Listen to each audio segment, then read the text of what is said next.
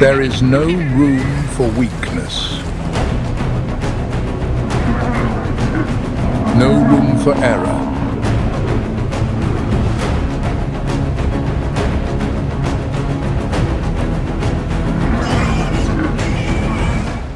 The hunter waits for the moment to strike.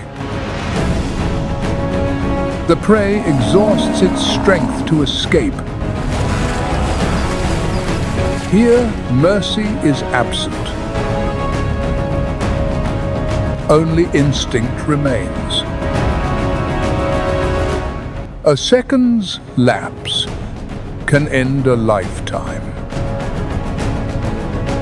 And sometimes, the death of one is nature's way of ensuring that life endures.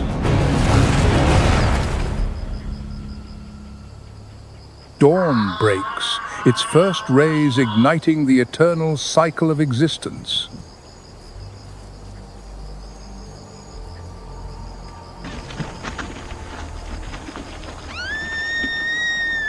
Morning is frequently when female topi give birth. This female is preparing to deliver a single calf after a gestation of 8 months.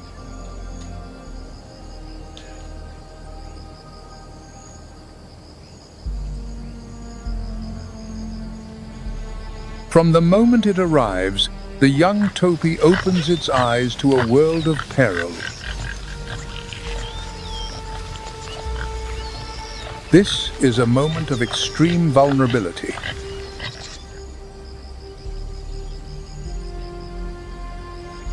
No time can be squandered.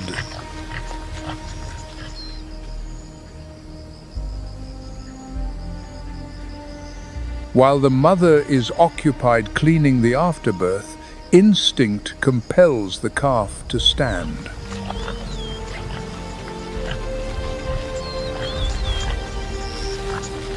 It seeks to nuzzle its mother for the warmth of milk.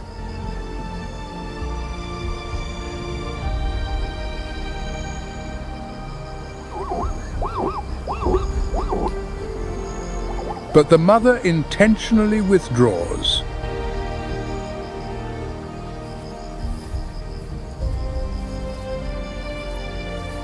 A harsh first lesson.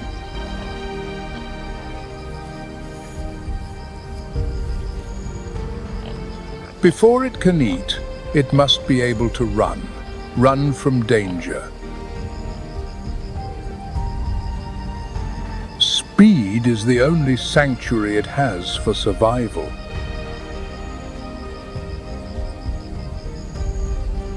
It struggles, it falls, yet each stumble refines its sense of balance.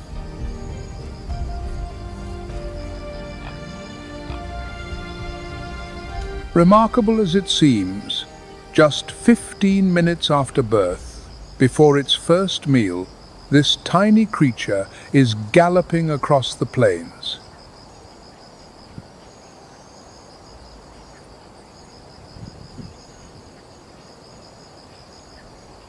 A feat of nature, forged by the relentless pressure of evolution.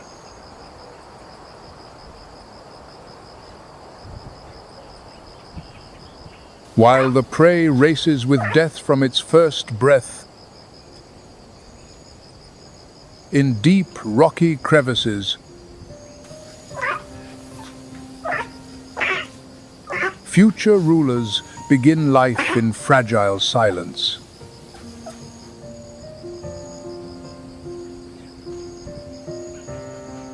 Lion cubs weigh barely 2.2 pounds at birth, their eyes sealed shut for days.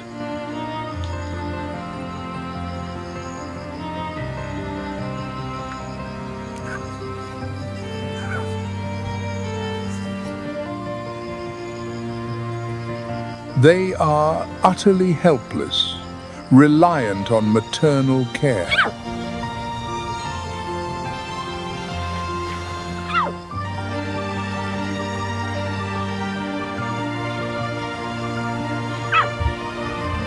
In the world of apex predators, this vulnerability is a paradox, allowing complex brains and skills to develop.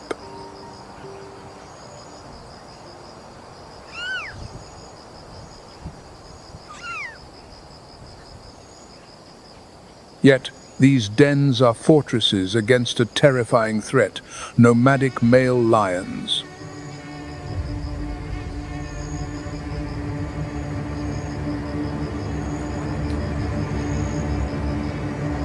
When a new male seizes control of a pride, he may commit infanticide.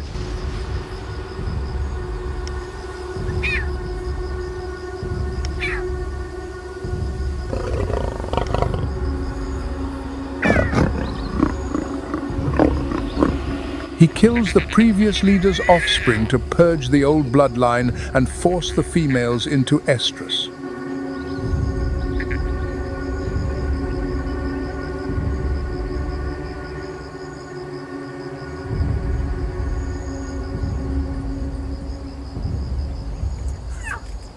The lioness must conceal her young, moving them frequently to evade scavengers like hyenas.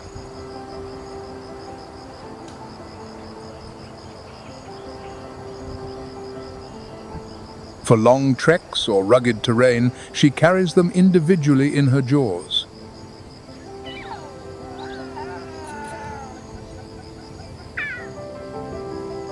Only after 2 months, when they are robust enough to sense danger, does she return them to the pride.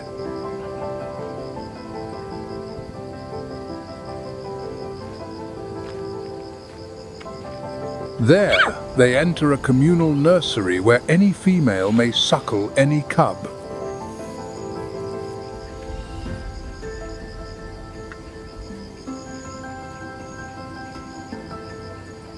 A rare solidarity that bolsters the survival rate of these future assassins.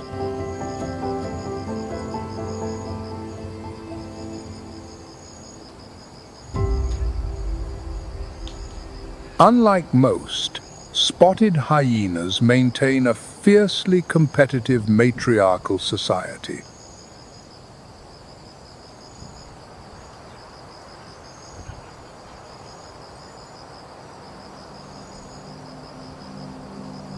Because they do not breed seasonally, cubs of various ages coexist, forced to defend themselves against larger, aggressive siblings.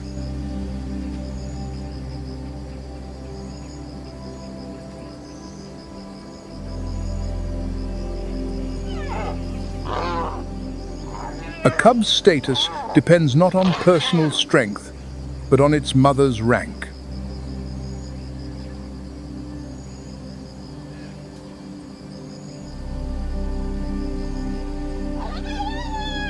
Born with fully developed milk teeth, the struggle for milk is a matter of life or death.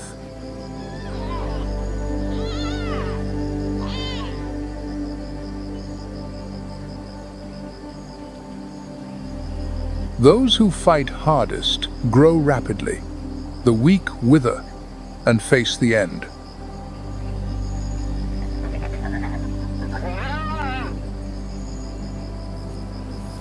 Their youth is a series of lessons in defending their place against older, more formidable cousins.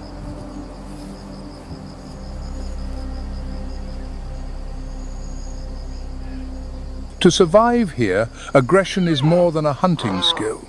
It is the very prerequisite for breathing each day.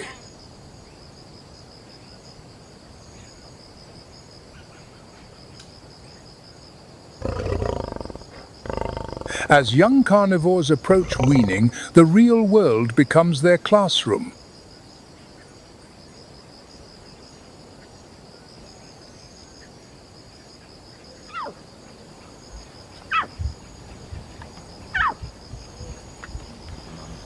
No textbooks, only lessons of blood and bone.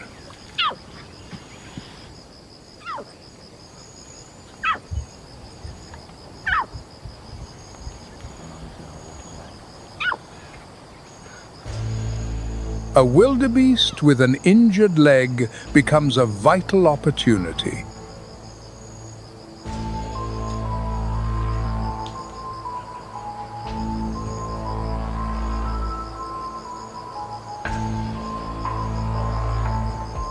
The lioness uses this to train her brood.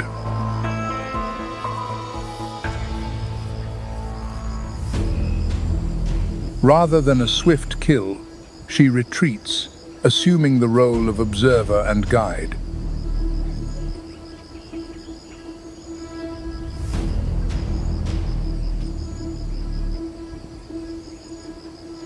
The cubs, only months old, lung forward eagerly.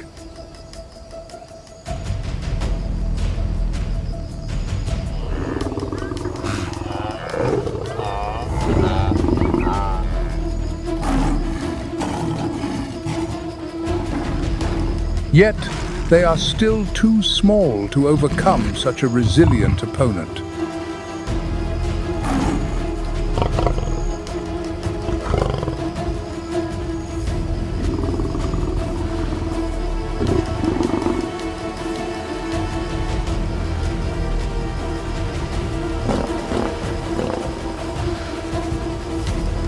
Eventually, the lioness intervenes.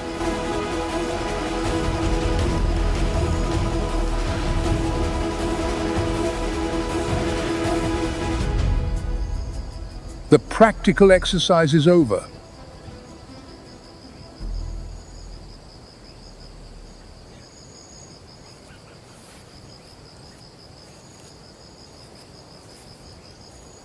While lions rely on the pride, the leopard chooses the path of absolute solitude.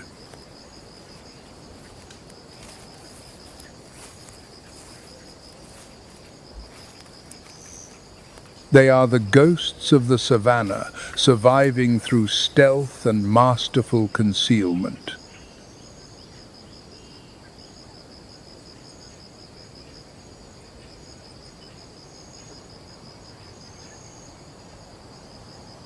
A female tends to her lone cub.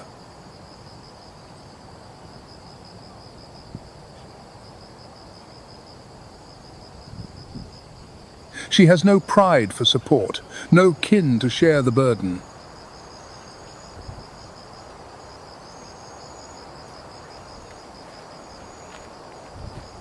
When hunting, she caches her cub in the thickest brush or highest rocky outcrops.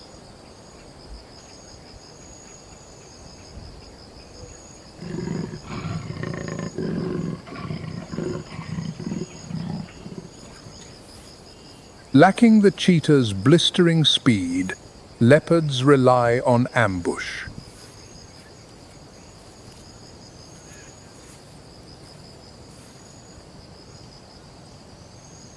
She vanishes into the scrub, blending perfectly with grass and shadow, waiting for a target to stray near.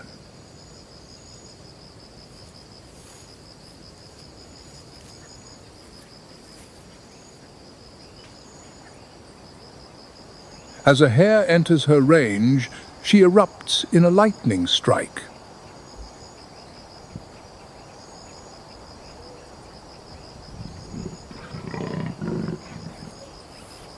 She carries the prize back to her waiting cub.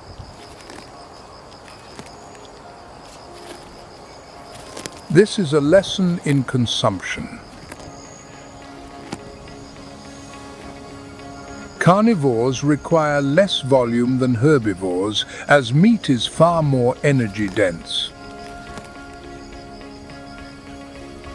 The cub learns to eat cleanly, leaving no scraps to lure the thieving hyena.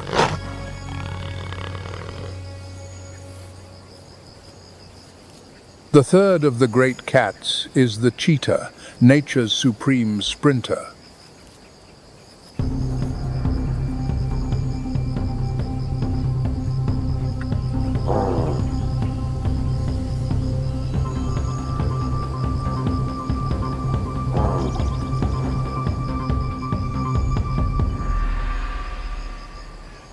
They are solitary and hold no fixed territory.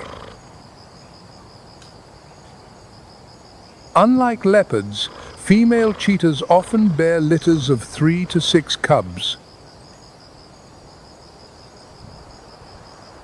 This is an evolutionary strategy to counter staggering mortality rates. The young possess a distinct silver mantle, mimicking the fierce honey badger to deter predators.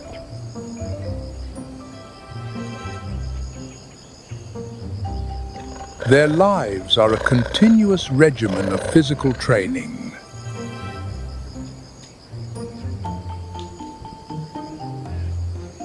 They chase one another, practicing high-speed turns.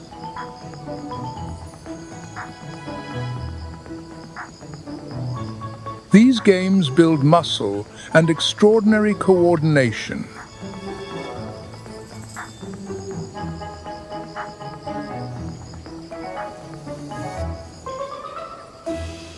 Instinct eventually drives them to test their skills against an eland.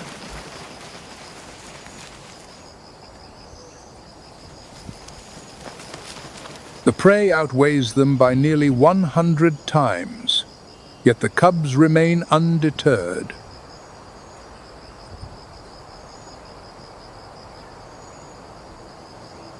These cats also crave affection.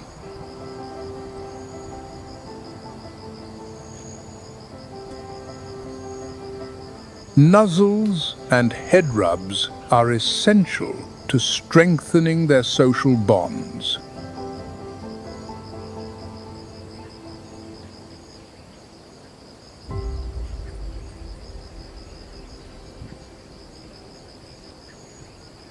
In contrast to the cheetah's early independence, black-backed jackal pups remain dependent on their parents far longer.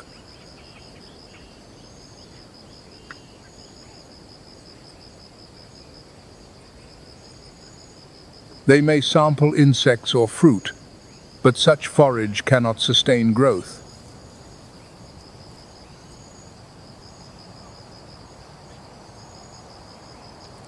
The young wait patiently at an abandoned termite mound, for without parental protection, the litter cannot survive.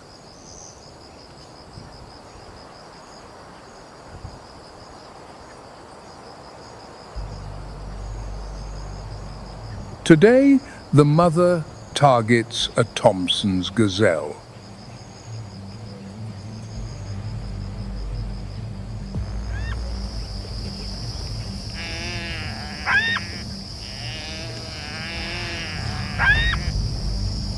Though it is a daunting task, she pursues it until the gazelle falters.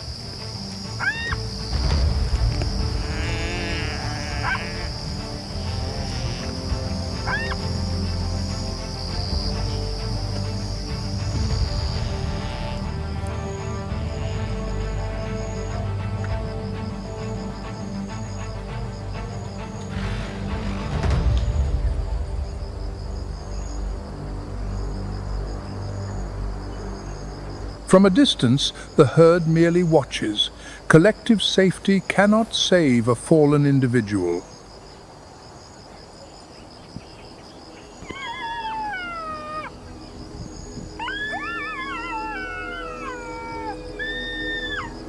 Since the carcass is too heavy to carry, she consumes large portions, a safe, mobile storage to prevent theft.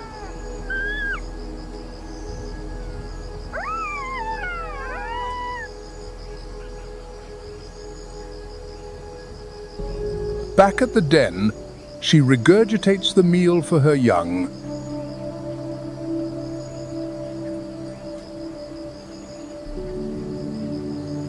The father returns with more.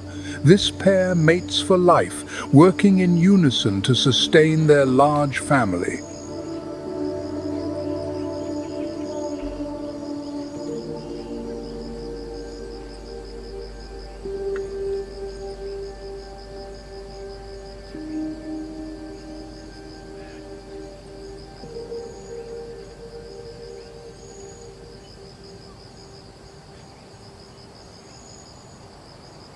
Predators are not the only ones who must refine their skills.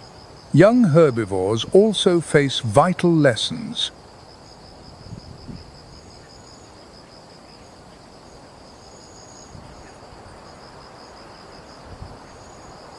These young waterbuck need to vent excess energy through ritualized sparring.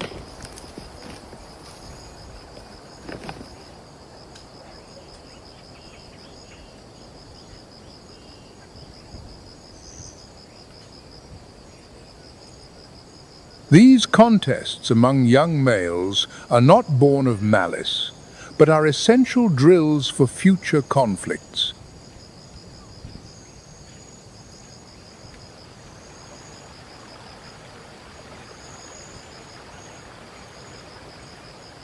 The time will come when they must fight for control of a harem to ensure their lineage.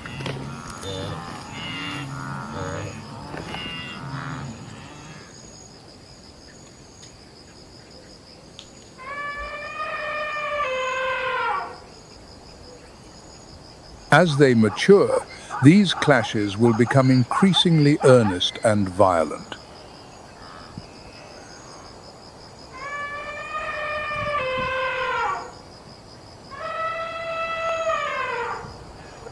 The strongest will claim everything, while the weak are cast out from the reproductive cycle.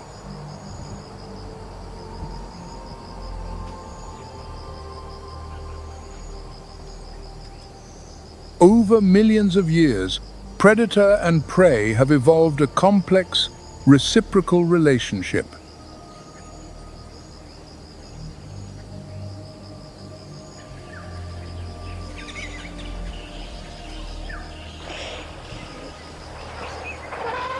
They are the twin engines of each other's evolution.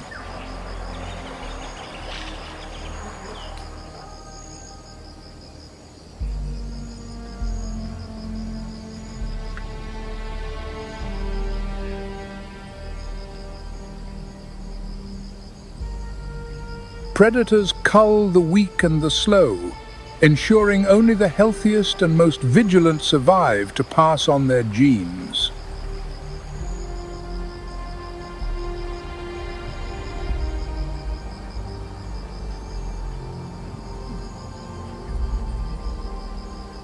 Simultaneously, as prey becomes swifter and more cunning, only the most skillful hunters succeed.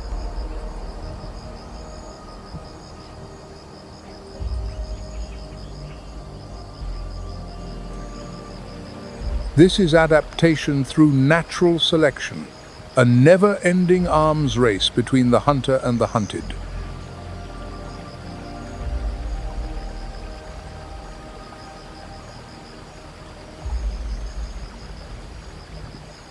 Moving away from the carnivore's bloody theater, we find the powerful giants, African elephants.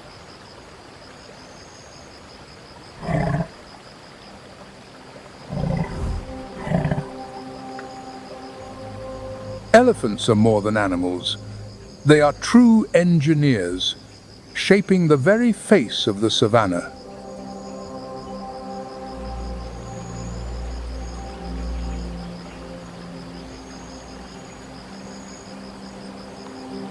A herd moves toward the river.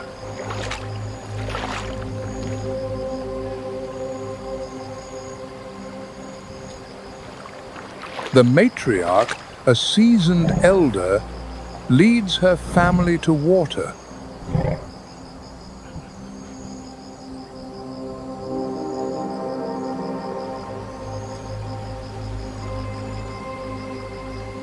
An elephant requires about 53 gallons daily to sustain its massive frame.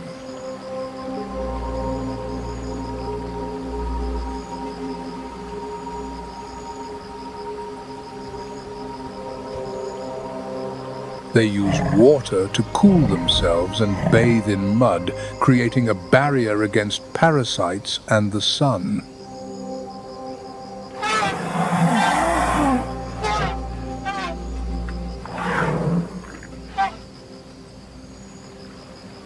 The The trunk is a marvel of anatomy, containing over 40,000 muscles.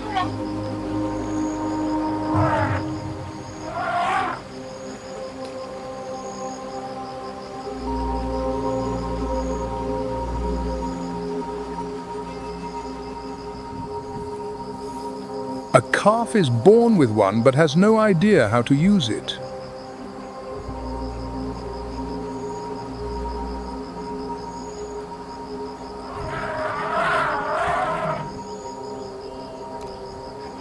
It often trips over its own trunk or struggles to find its mouth.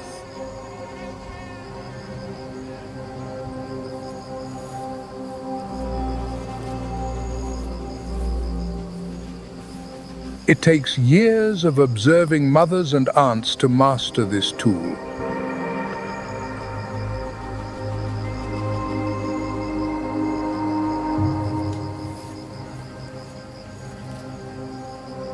Elephants are discerning grazers.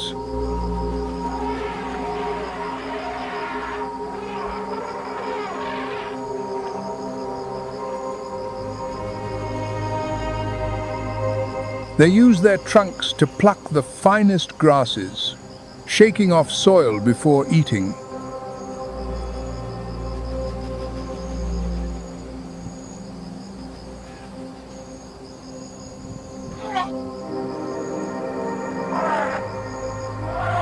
Losing a trunk to an accident or a lion is a death sentence.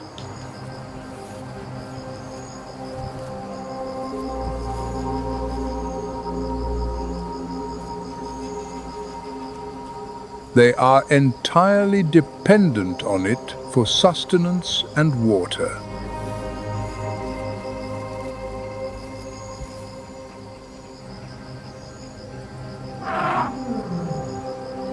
Spending 16 hours a day feeding, they reshape the land.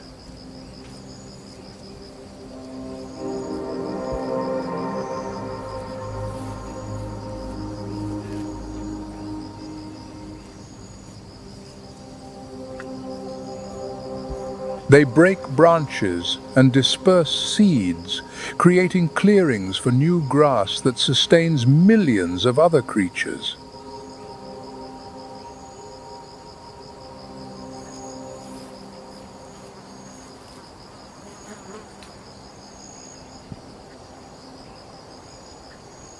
High above, in a canopy even elephants struggle to reach, lies the realm of the giraffe.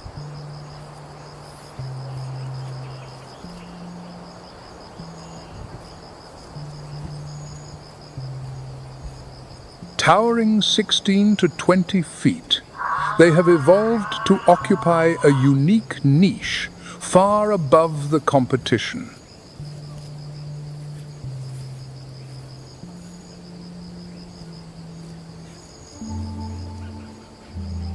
Giraffes are fastidious browsers.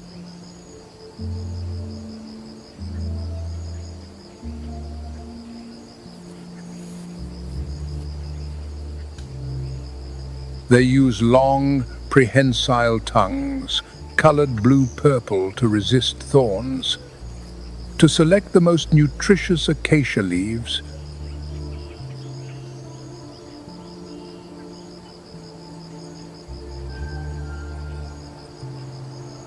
Yet eating is only the beginning.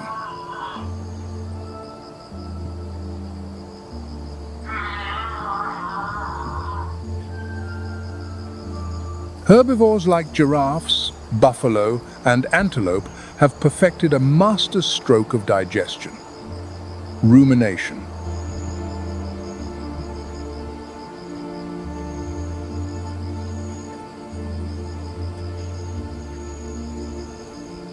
The savanna offers vast but nutrient-poor and fibrous forage.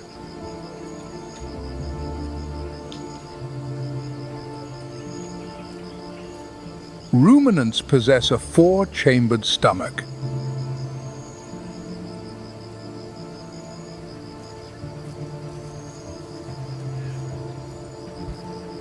They swallow quickly in the open, then chew the cud later in a safer location.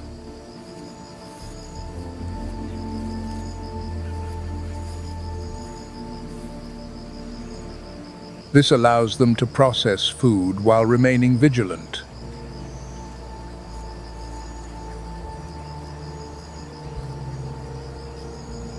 The process extracts every possible calorie from stubborn cellulose.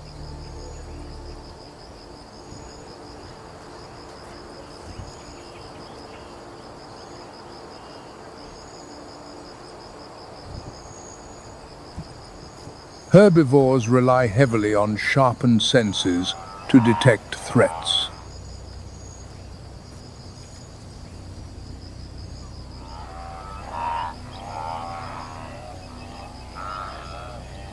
Their large ears can rotate independently to pinpoint the origin of a sound.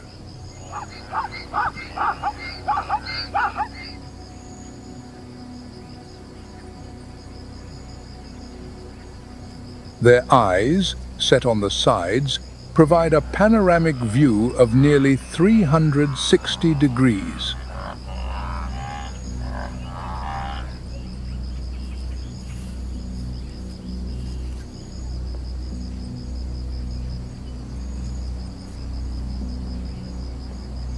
In contrast, cats and other predators have forward-facing eyes.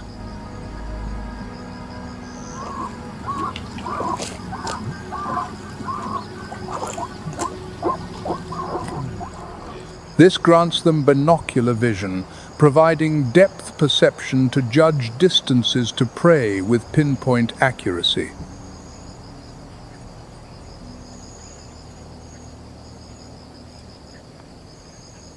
By living in a herd, Thompson's gazelles multiply the number of eyes and ears on watch.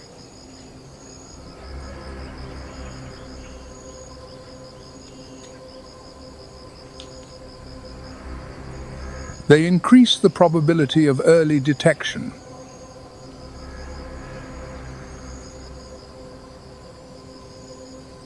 Once a predator is spotted, they never break eye contact, signaling their awareness by facing it directly.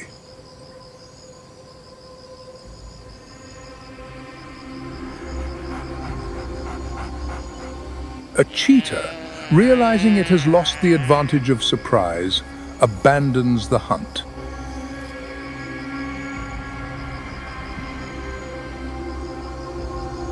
It cannot squander precious energy on a pursuit with a low chance of success.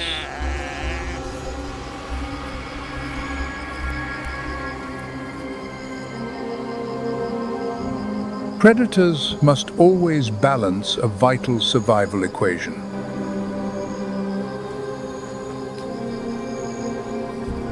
The caloric value of the prey versus the energy spent capturing it.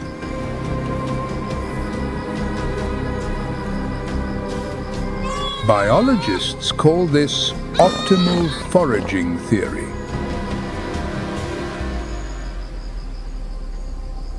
A hunter only succeeds if it truly understands its quarry.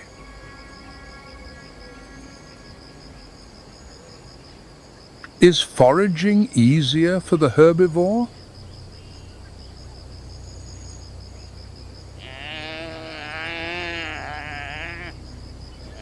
During East Africa's 2 rainy seasons, green grass is abundant.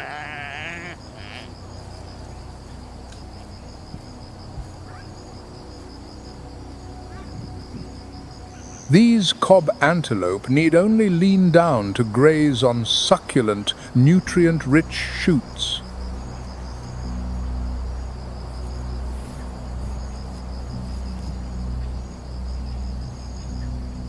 But life hardens during the dry season.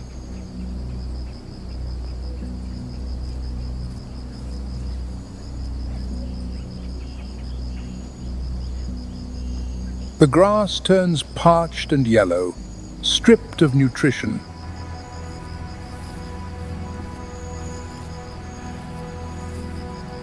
Food becomes a scarcity for those tied to the earth.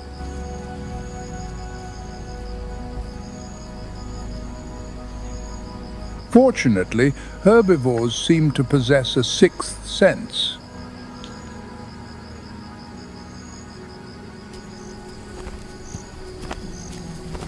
They can feel that beyond the horizon, the rains have begun and the savannah is turning green.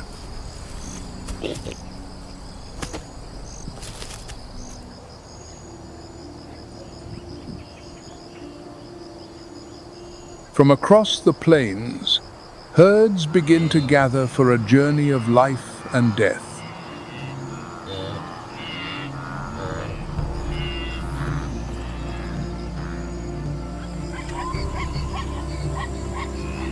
Naturalists call it the Great Migration.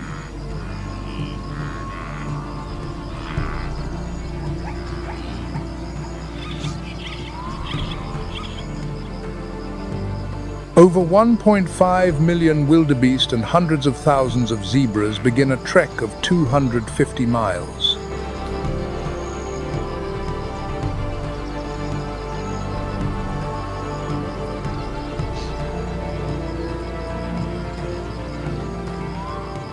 They follow the call of distant storms, sensed through a mysterious intuition.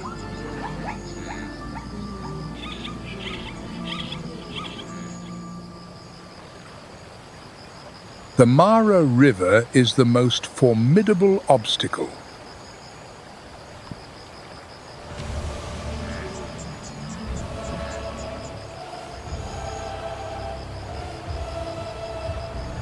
Nile crocodiles, over 16 feet long, have waited months for this moment.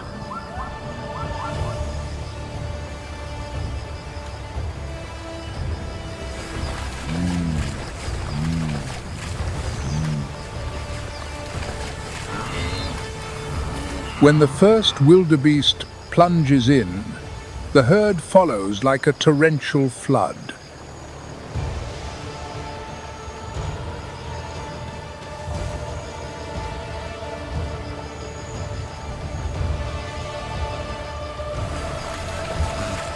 Chaos erupts.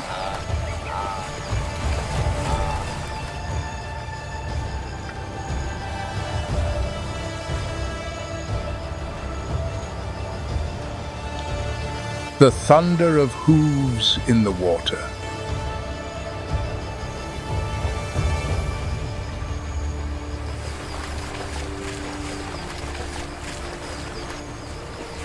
The cries of calves separated from mothers.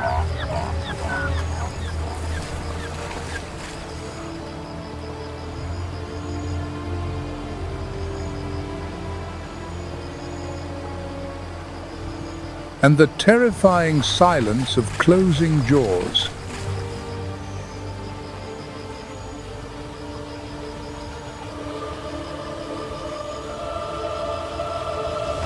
The weak and the slow are dragged beneath the surface and drowned.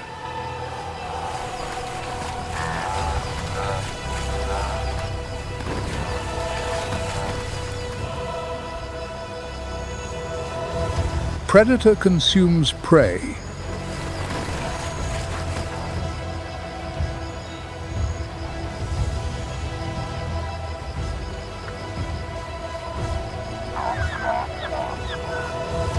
It is the uncompromising rule of the wild.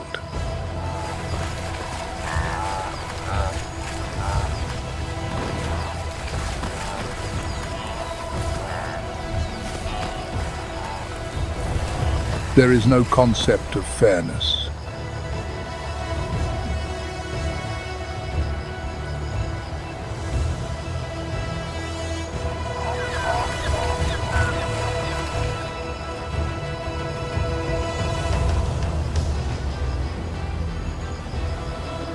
With luck, the majority cross safely.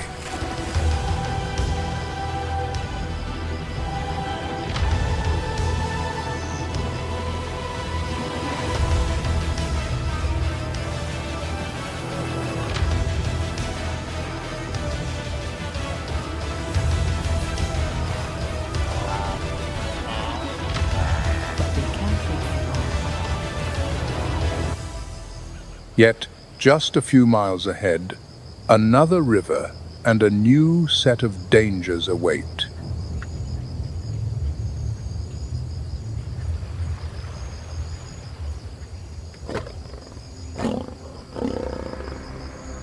The scent of blood draws other hunters.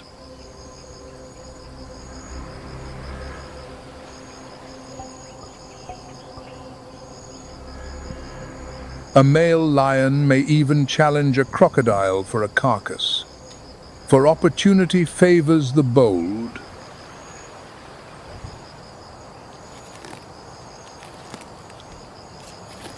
Among social carnivores, the dominant male always claims the first right to the feast.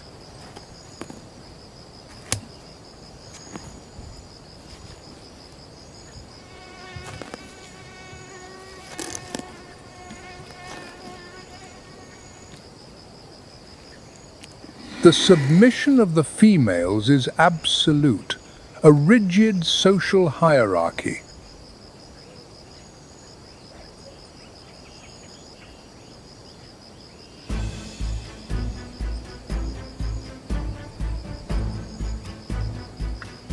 When hunger becomes acute, a lioness will hunt even in daylight.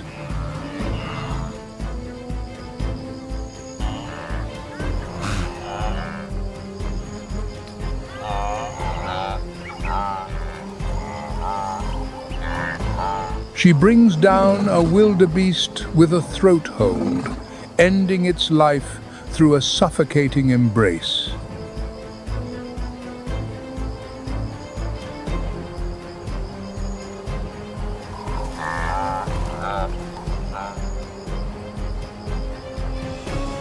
Though dragging the 330-pound carcass is exhausting, it is necessary.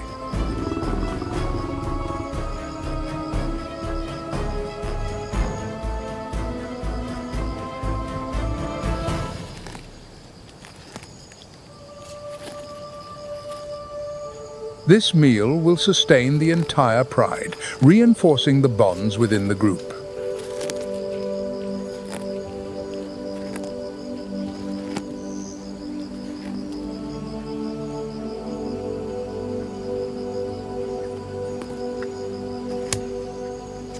Even while feeding, competition is fierce.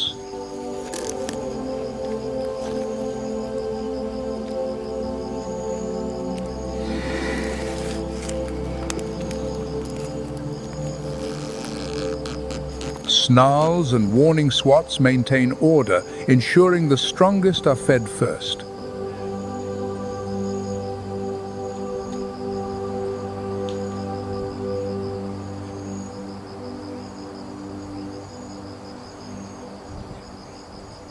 Even solitary hunters like the cheetah occasionally join forces.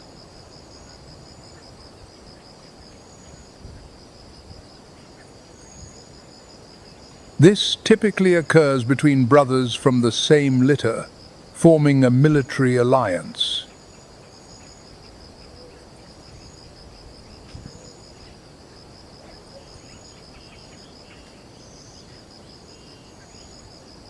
Such cooperation offers a distinct advantage in the hunt.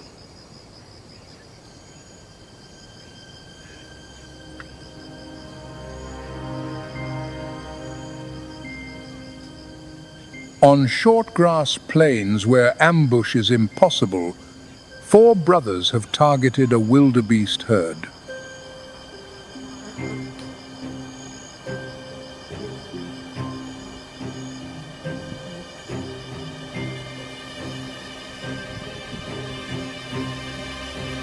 They deploy a sophisticated strategy of coordinated movement.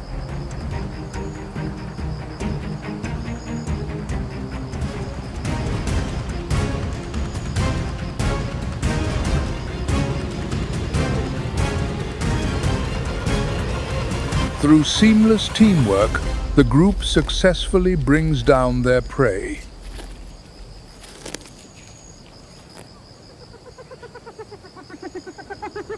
Despite the kill, The cheetahs have no time to savor the victory.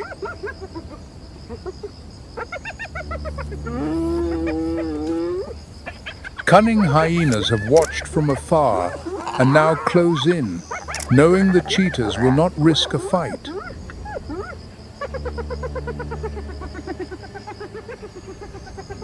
For a cheetah, even a minor injury is a death sentence, as it would prevent them from reaching top speeds.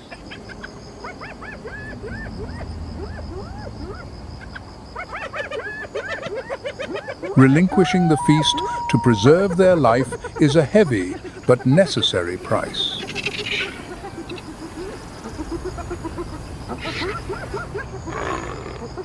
While the cheetahs retreat to recover, the hyena clan begins a chaotic scramble.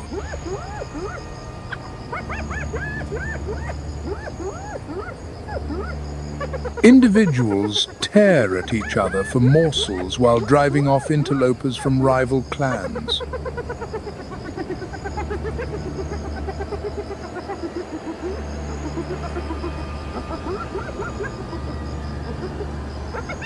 The mayhem only ceases when a lion arrives.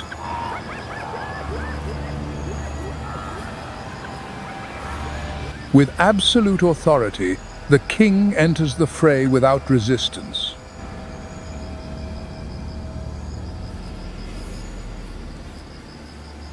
The hyenas can only watch from the periphery in helpless frustration.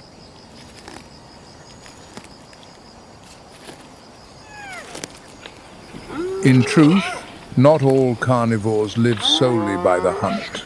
Hyenas and jackals are professional scavengers.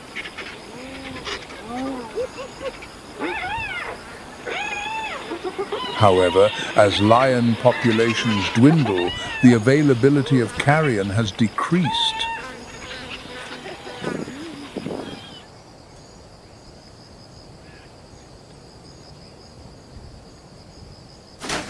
To survive, spotted hyenas have been forced to transition into active hunters.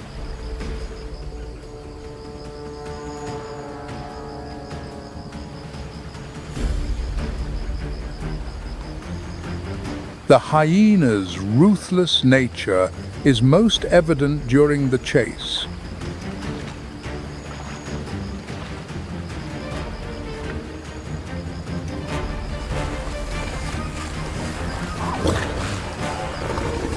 Their target is often the vulnerable.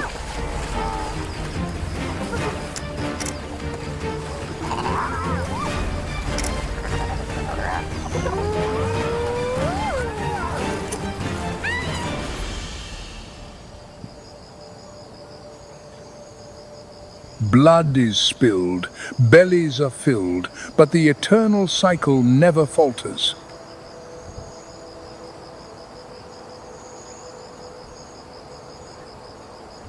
Nature's equilibrium demands that prey vastly outnumber predators.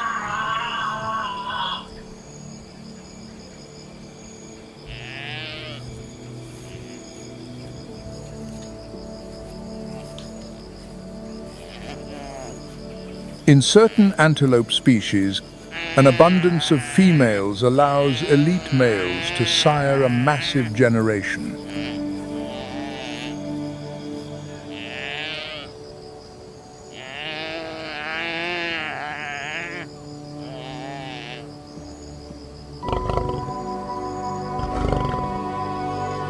In the world of the lion, even the strongest must learn patience.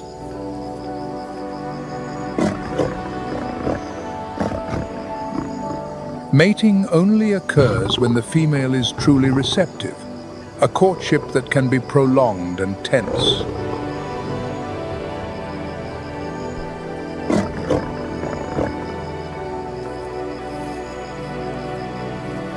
With the leopard, the female often takes the initiative.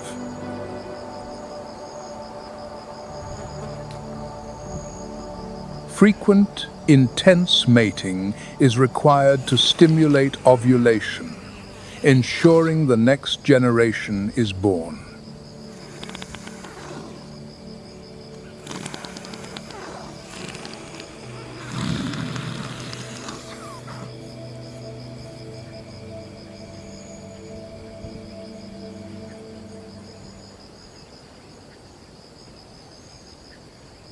In the ancient trees overlooking the plains, olive baboons enjoy a feast of fruit.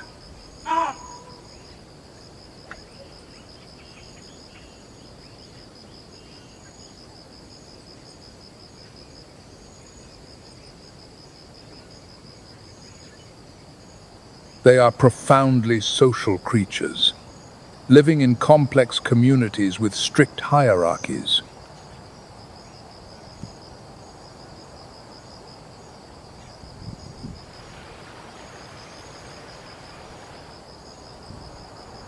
Baboons are quintessential omnivores.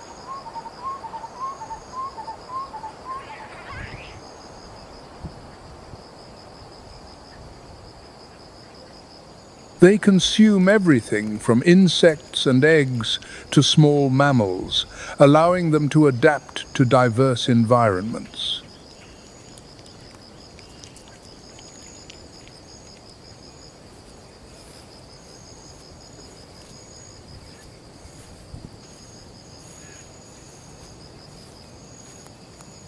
Infants cling tightly to their mothers' backs, a safe and convenient mode of transport.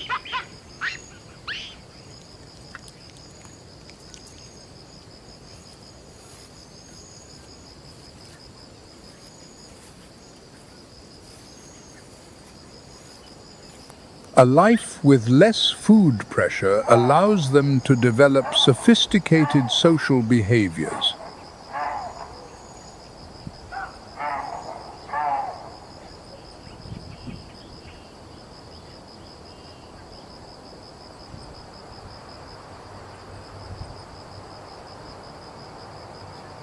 Far from the windswept savannah, at an altitude of 6,500 feet in the Virunga Mountains, the rainforest emerges.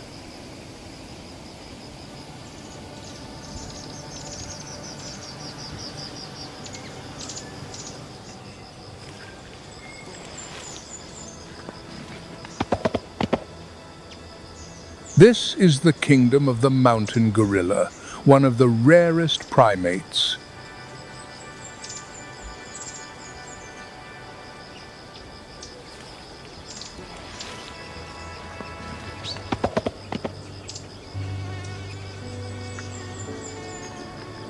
The silverback, the majestic patriarch, quietly oversees his family.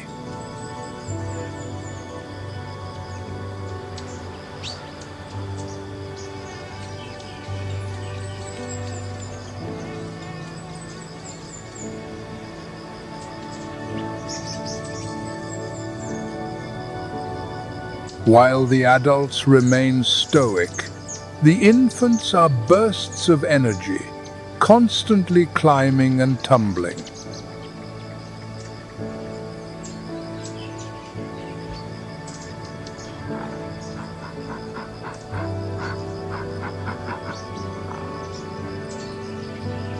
For these gentle vegetarians, play is how they learn to navigate the high canopy.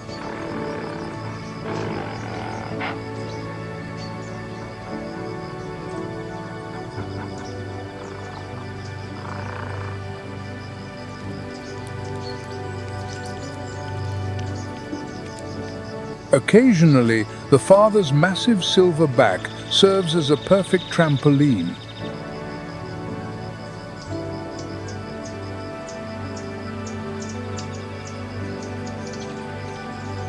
Gorillas move constantly through steep terrain to enjoy a diverse menu of leaves, stems, and bark.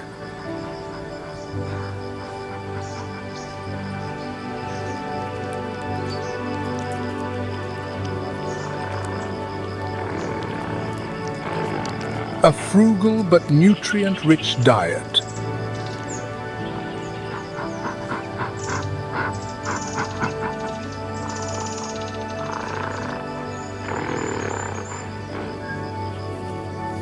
They sometimes consume rotting wood to supplement their diet with protein-rich grubs.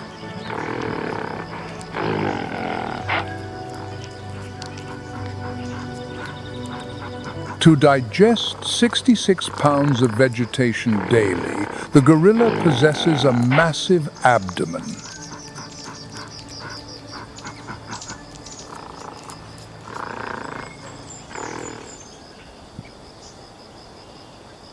Nearby, chimpanzees display an astonishing versatility.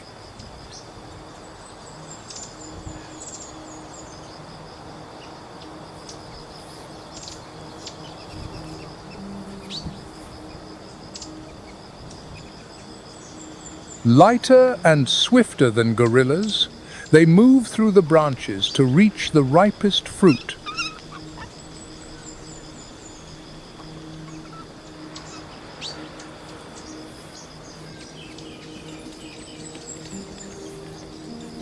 Young chimps possess remarkable learning and memory.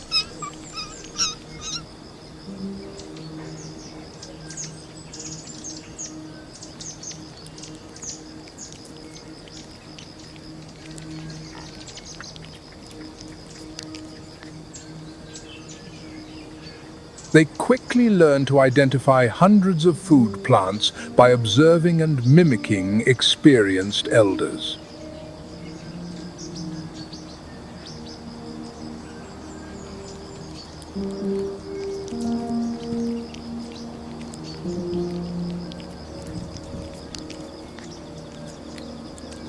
An adult uses powerful jaws to crack the hard shell of a wild jackfruit.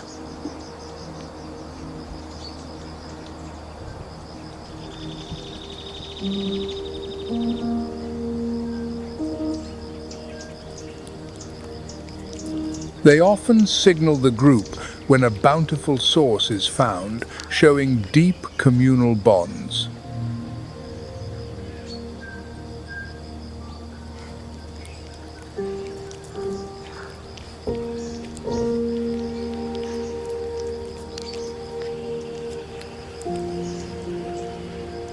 Meat comprises only 5% of their diet, but it is a vital protein boost.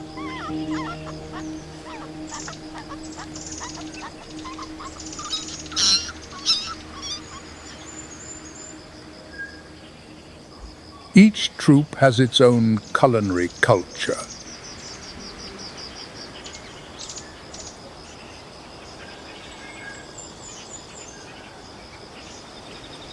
They pass down knowledge of edible plants, a testament to animal intelligence.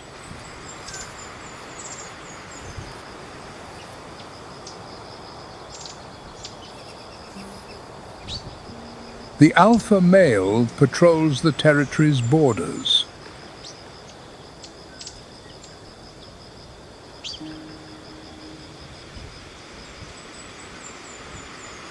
Conflicts with neighboring troops can turn extremely violent, revealing the fierce competition for resources.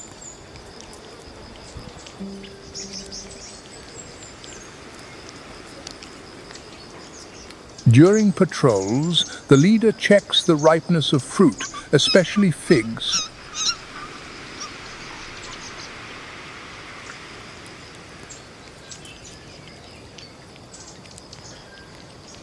This resource must be strictly guarded, a challenge rarely faced by savanna grazers.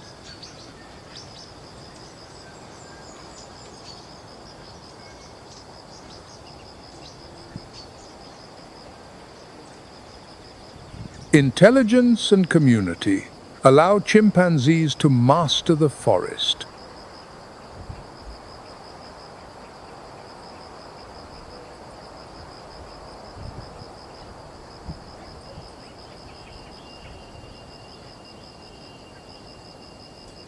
It is the final piece in the diverse puzzle of survival.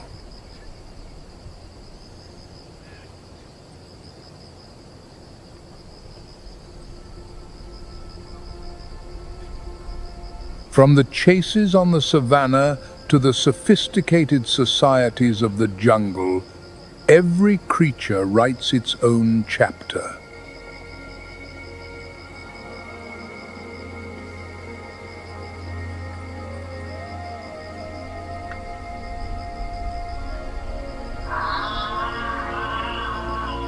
hunter and prey, solitude and community, all interwoven in a perfect, if punishing, balance.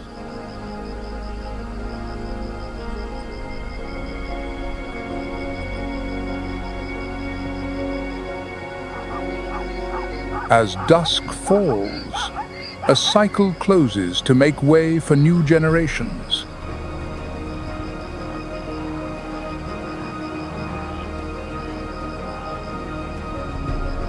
For in this eternal loop, life never truly ends. It merely transforms to become more resilient and more magnificent.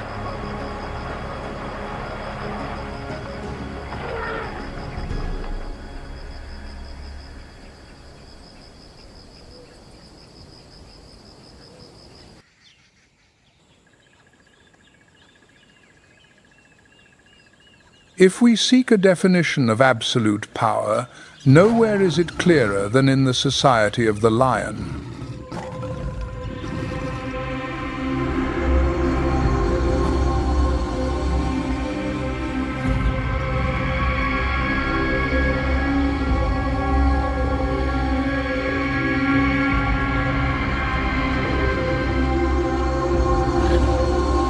Unlike most predators who choose a life of stealth, lions are the emperors of cooperation, ruling the savannah with an iron discipline.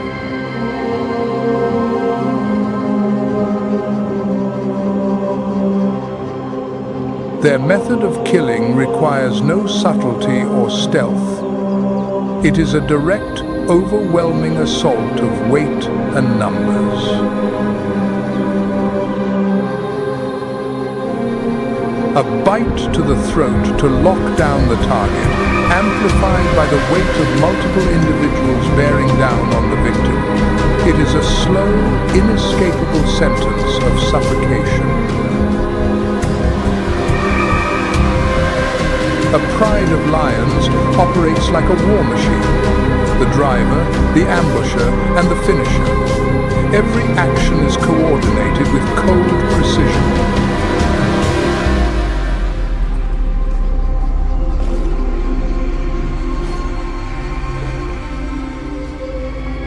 This is the brutal socialization of nature, where the strength of one is multiplied to create an undeniable dominance.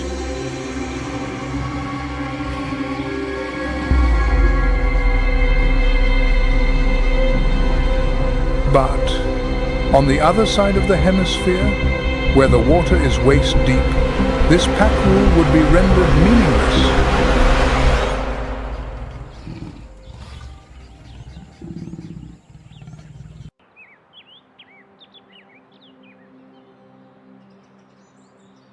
Lying in the heart of South America, millions of years ago, a great tectonic shift gave birth to a masterpiece of creation.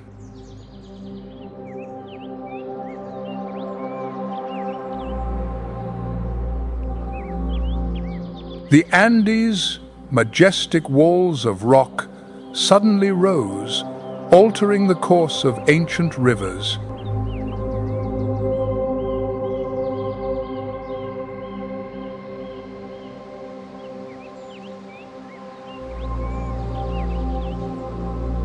The water was trapped, with no escape, and the Pantanal, a vast floodplain, was born.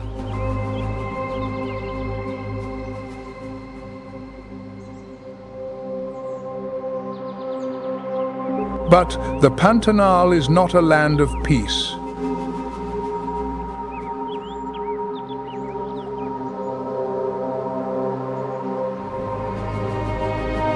Beneath the mud, amidst floods and droughts, nature is in a constant state of rebirth.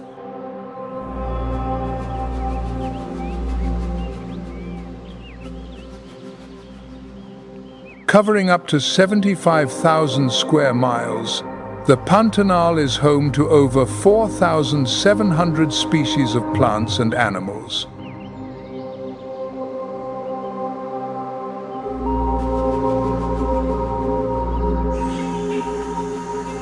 This wetland has the highest density of jaguars and caimans in the world.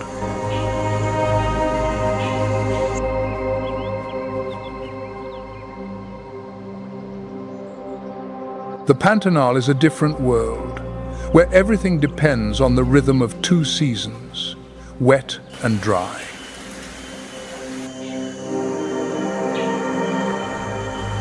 When the rainy season arrives, 80% of the Pantanal is submerged. But when the rains cease, the Pantanal reveals another face, a season of trial and adaptation.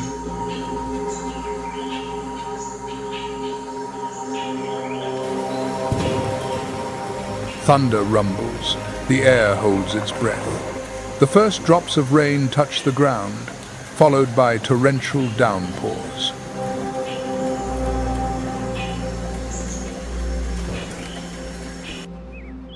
The water rises, flooding the fields and seeping into the dense forest. Schools of fish swim joyfully in the new water, while flocks of birds return from afar.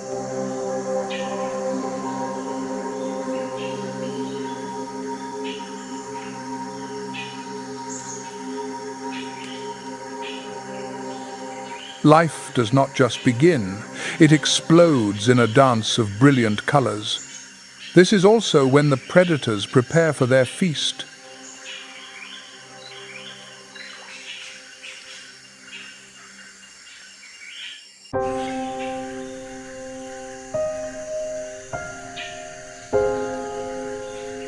Amidst the rising waters, a pod of giant otters appears like arrows, breaking the still surface.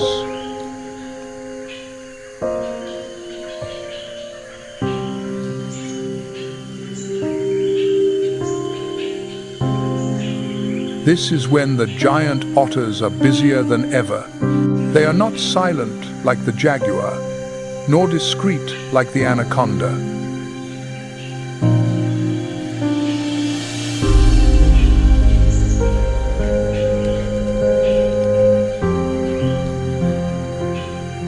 Their presence is lively and full of energy.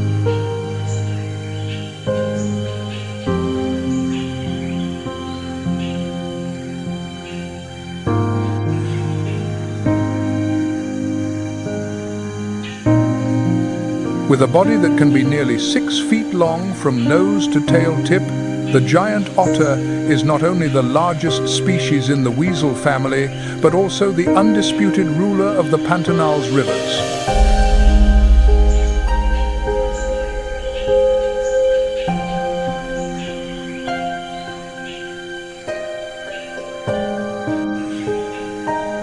Their strength lies not just in their size, but in their social structure.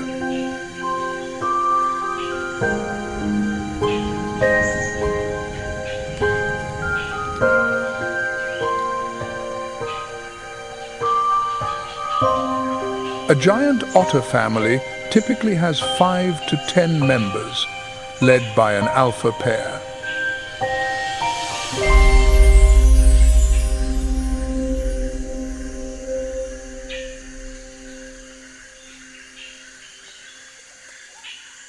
Without the need for complex signals, a quick exchange of glances is enough for the entire pod to act in concert.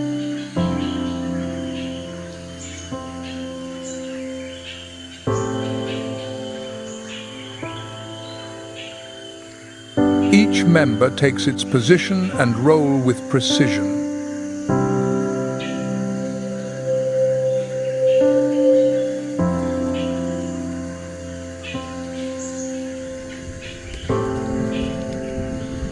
The small fish panic as they are herded towards the bank. The young otters, with the eagerness of apprentices, wait like living traps.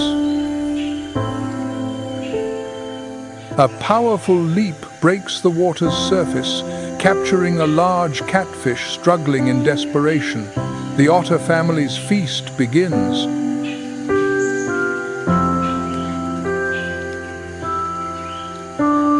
But life in the Pantanal is not always peaceful. The black caiman is not only a formidable predator, but also the giant otter's mortal enemy.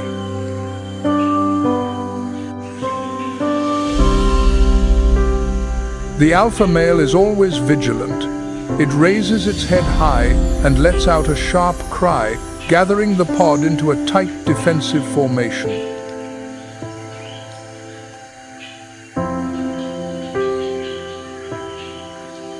These calls are not just alarms, they are a complex language.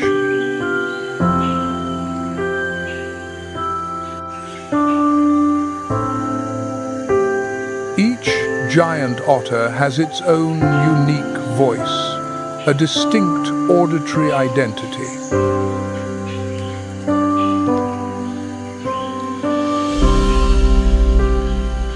They can communicate everything from urgent warnings to gentle calls to reassure their young.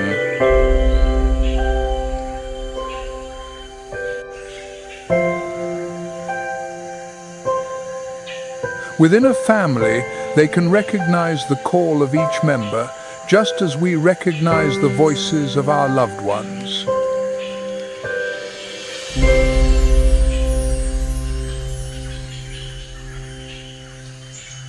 It is not just a pack, it is a society built on sound.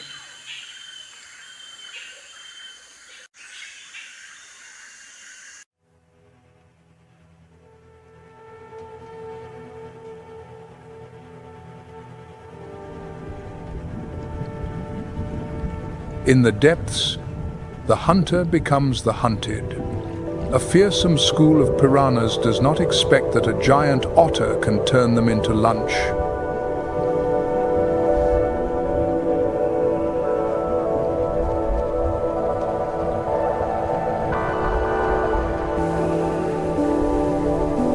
For the giant otter, piranhas are not a challenge. With just a few precise snaps, the piranhas are caught by teeth no less sharp.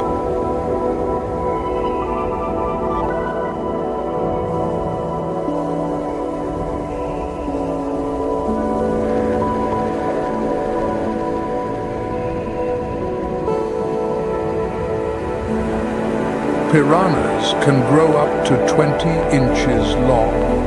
The red-bellied piranha, in particular, is known to be the most aggressive.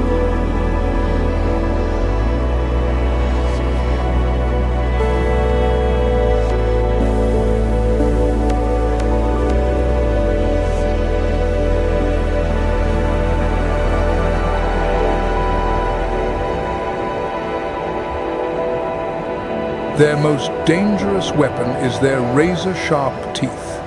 In a feeding frenzy, those teeth can tear a large piece of flesh in seconds.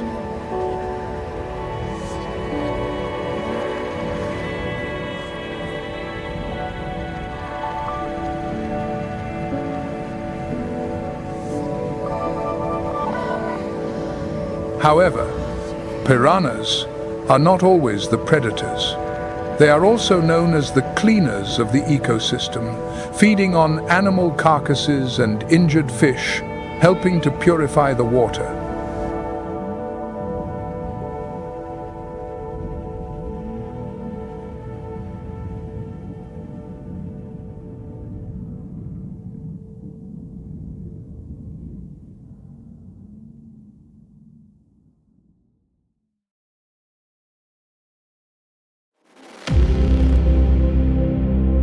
Just beneath the murky water, a silent predator has emerged.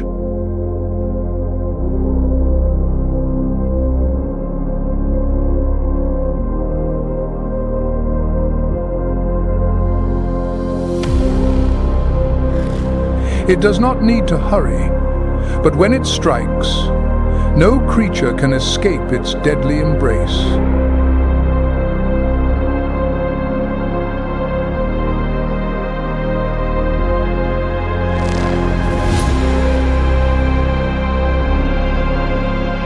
The anaconda, the world's largest snake, is a legendary symbol of the Pantanal.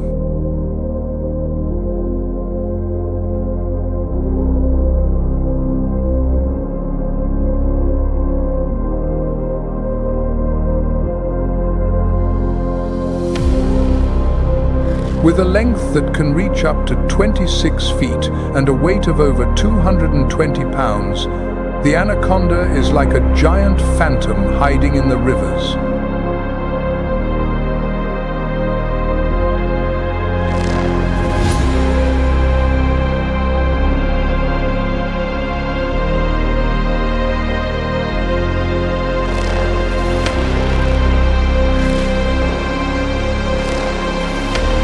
Its natural camouflage blends with the vegetation and mud, giving it an absolute advantage, especially at night.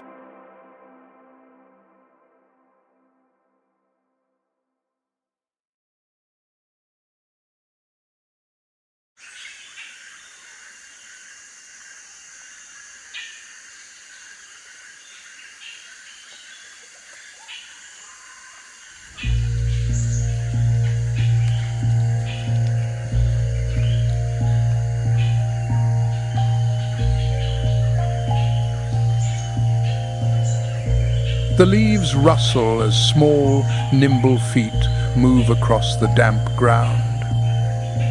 It is a troop of coatis, appearing like a group of enthusiastic explorers.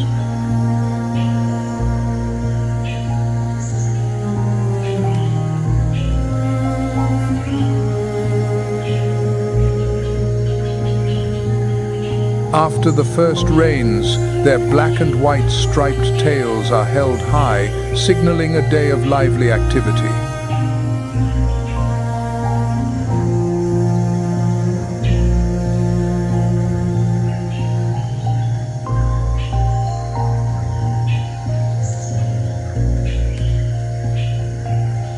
One climbs a rotting log, using its sharp claws to find insects.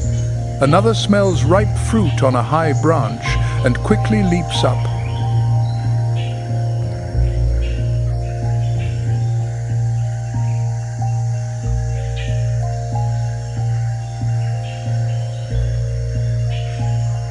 But coatis are not just explorers.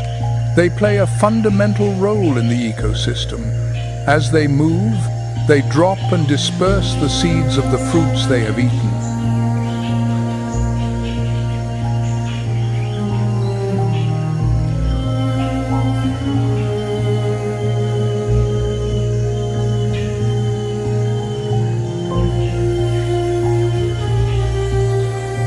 These seeds fall to the ground, are nourished by the moist soil of the rainy season, and will soon sprout.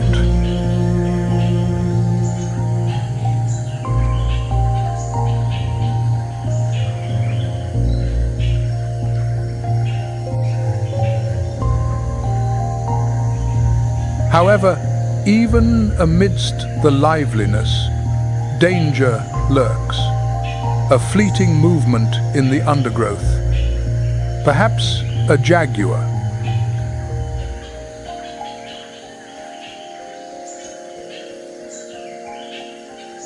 The entire troop of coatis quickly gathers, forming a defensive circle. An alarm call rings out, a warning to other creatures in the forest.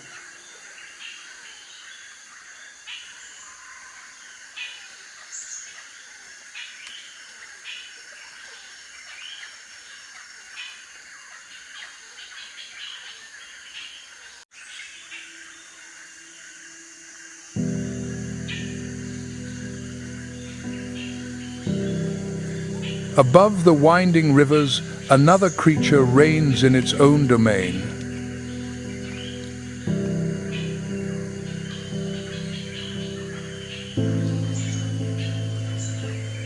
From on high, a harpy eagle watches in silence, ready for a perfect hunt.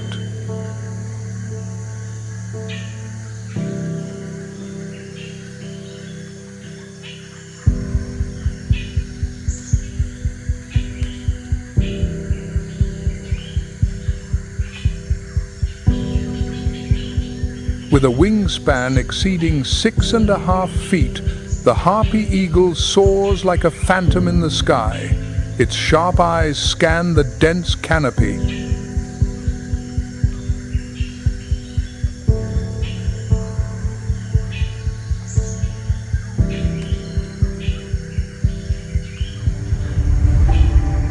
Below, a troop of capuchin monkeys plays carelessly among the branches, completely unaware of the danger lurking above.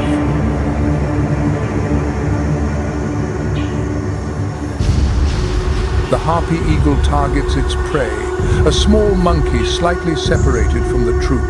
It is engrossed with a ripe fruit, a moment of carelessness, and its position is revealed.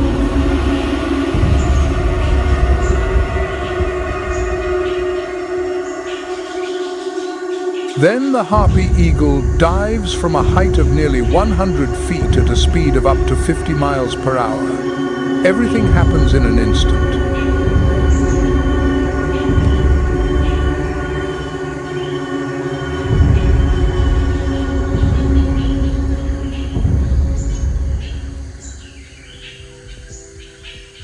Returning to its nest on the highest treetop, the harpy eagle lands gently. This is not just food, this is the first lesson for the next generation.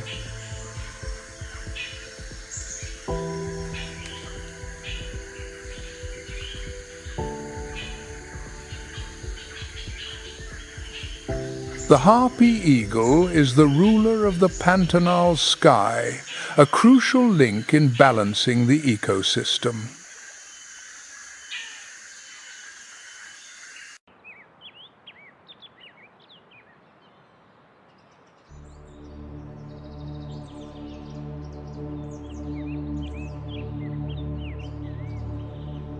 The rains have ceased, and the dry season arrives as a harsh test. The once roaring rivers of the rainy season now shrink to small pools.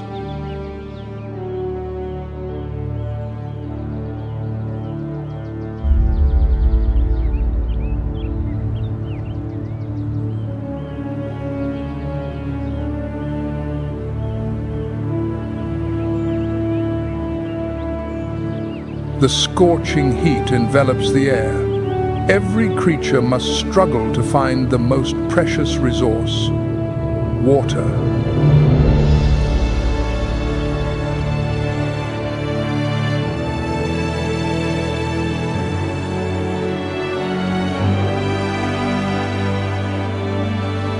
The vegetation turns a yellowish brown. The animals are forced to gather around the last remaining pools.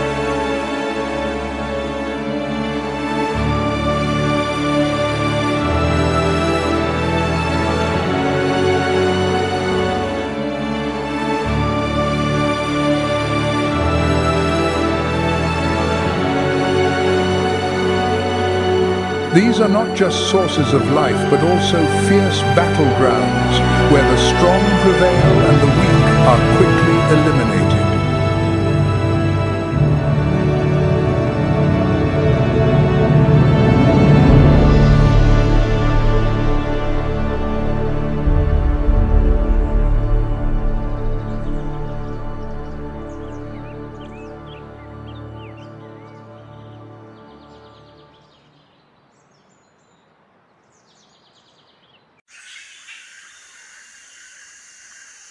The heat has ignited the jaguar's brutality and endurance.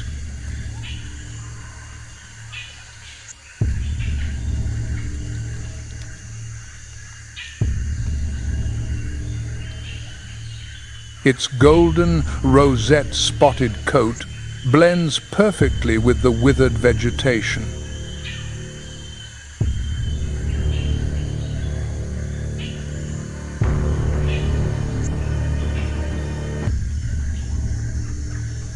Its golden eyes are fixed on its target.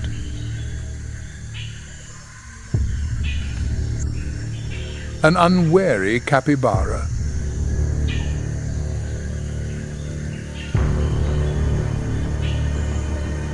The jaguar waits, employing its familiar silent hunting tactic.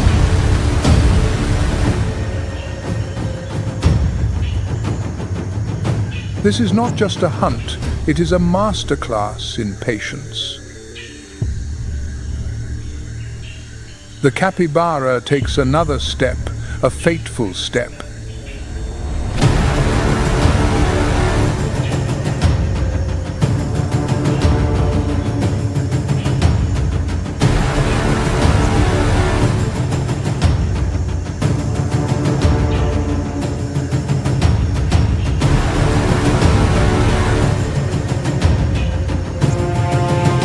jaguar attacks. In an instant, its full power is unleashed. With the strongest jaws of all the great cats, capable of generating a bite force of 1,500 psi, it bites into the prey's neck.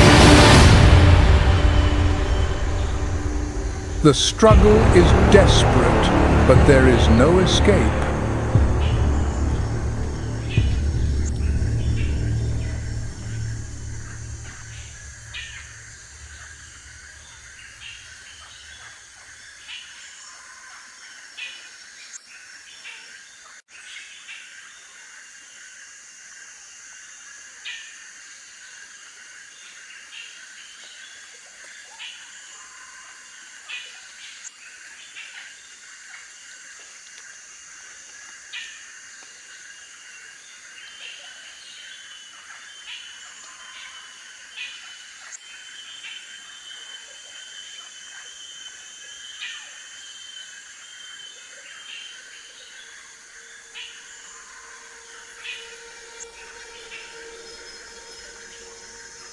If the jaguar is the lord of the land, then in the water, no one can contest the throne of the Yakare caiman.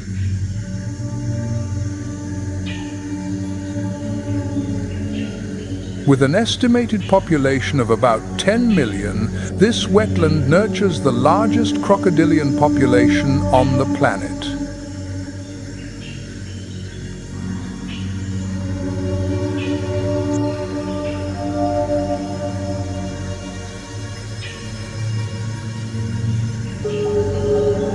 They do not need to hide. Their presence is the law.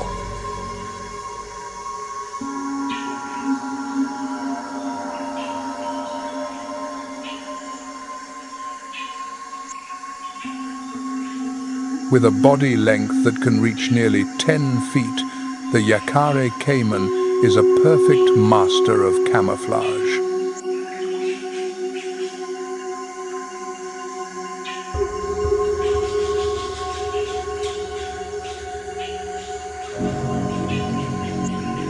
Almost invisible in the murky water, they reveal only their small, gleaming eyes and nostrils, the only senses that break the still surface.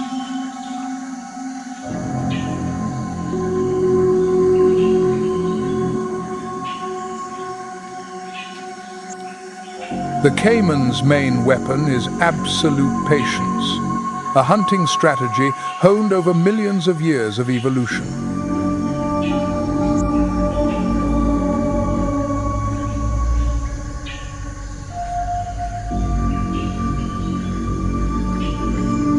A school of fish swims by, perhaps piranhas or catfish. The caiman does not rush.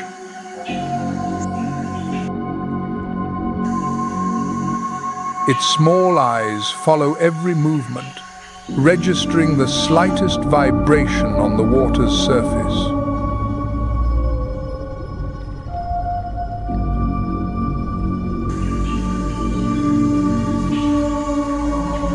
The silence stretches on.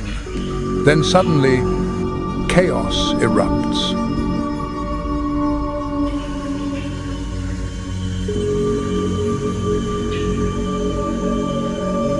With a bite of extreme force, reaching thousands of newtons, it snaps up the largest fish.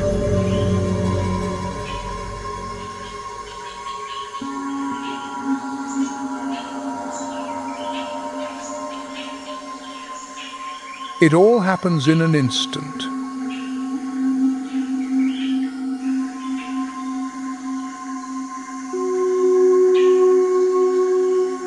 Soon after, everything returns to silence, leaving only gentle ripples and a predator with a full stomach.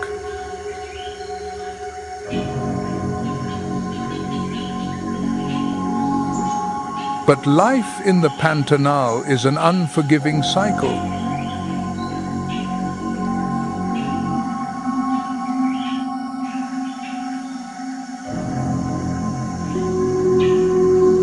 When the dry season arrives and the water sources dry up, the caiman displays a unique survival strategy, completely different from its active hunting behavior.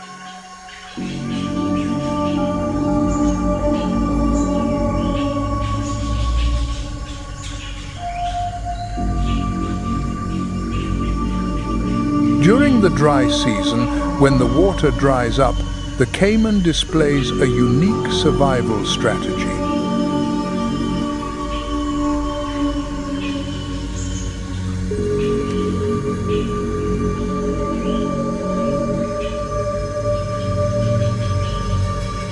They bury themselves in the damp mud, lower their heart rate to just a few beats per minute, and enter a state of temporary hibernation, patiently waiting for the first rains to return.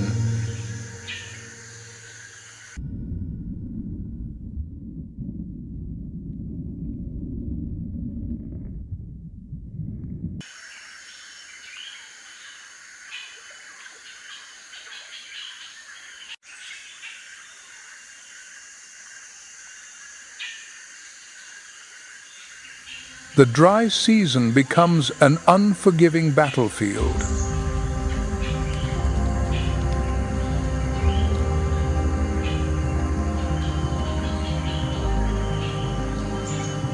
One of the most notable warriors of this land is the capybara, which demonstrates its strength and endurance in a quiet way.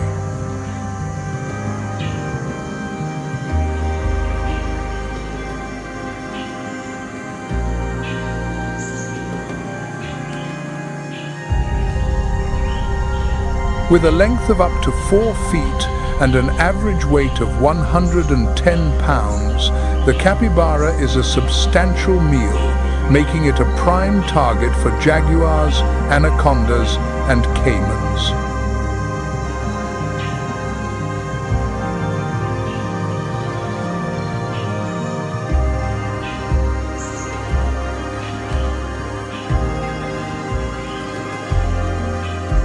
But their greatest weapon is not their size, but the unity of their herd.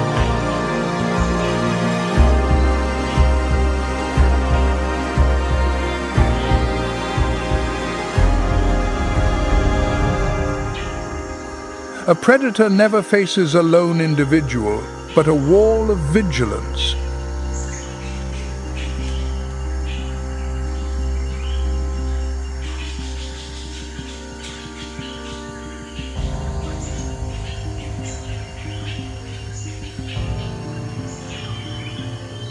Living in groups is the capybara's optimal defensive strategy.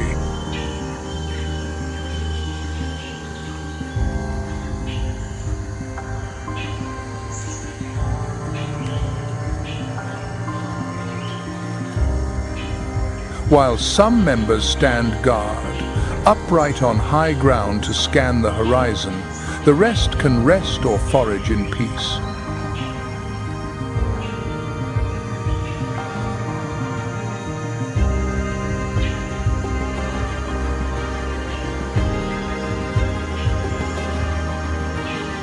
It is an effective biological security system. More eyes, more chances of survival.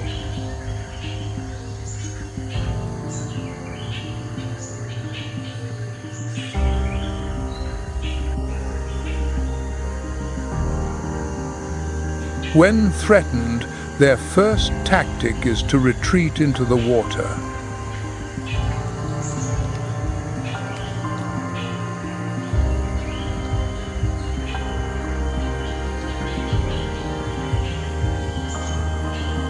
They are not just good swimmers. Capybaras are excellent divers, capable of staying underwater for up to 5 minutes, completely disappearing from the sight of terrestrial predators.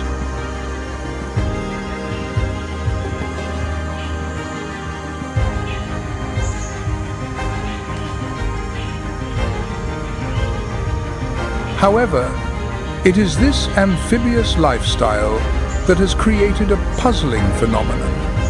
A complex relationship with the Yacaré caiman.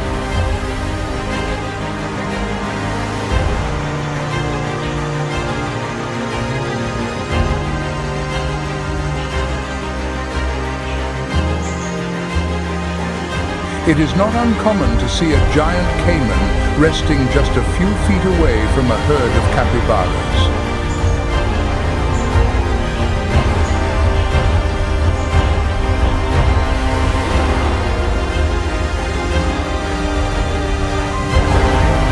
This strange coexistence is not friendship, but a strategic compromise.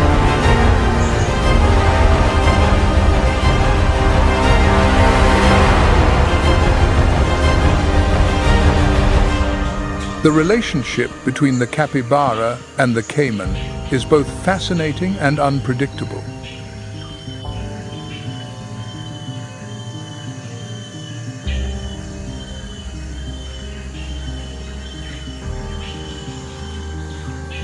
It is not uncommon to see a caiman resting near a herd of capybaras.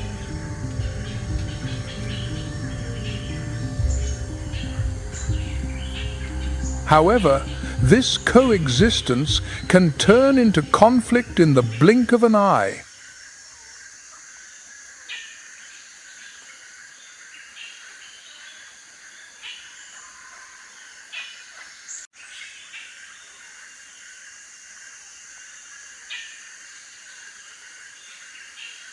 Amidst this challenging landscape, a small predator leaves its silent mark.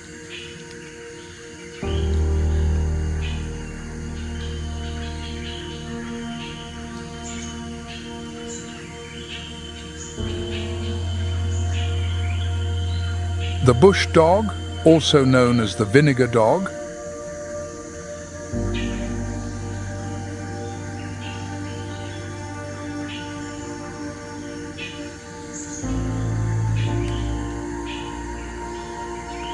its size is that of a small terrier, but do not let its appearance fool you.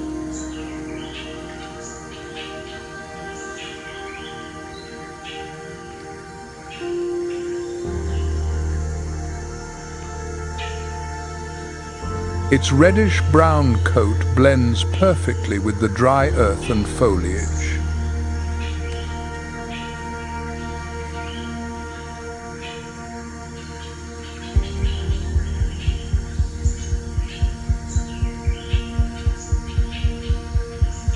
It moves stealthily, making almost no sound.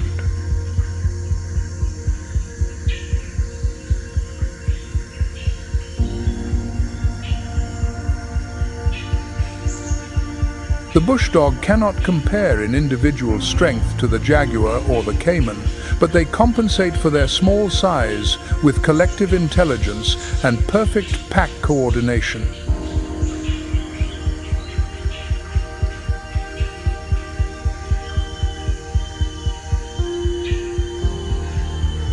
In an environment where water and land merge, flexibility is essential.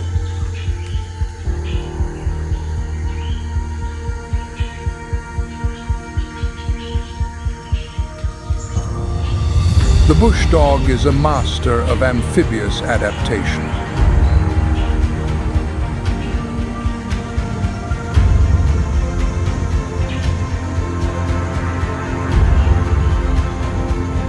Look at their feet, they are webbed.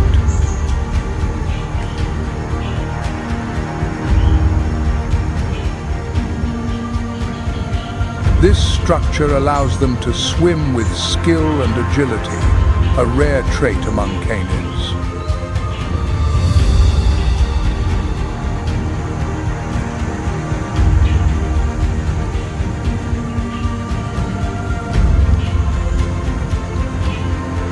During a hunt, they can use the shallow waters as a strategic shortcut, chasing prey into the river, while other members wait on the bank to head it off.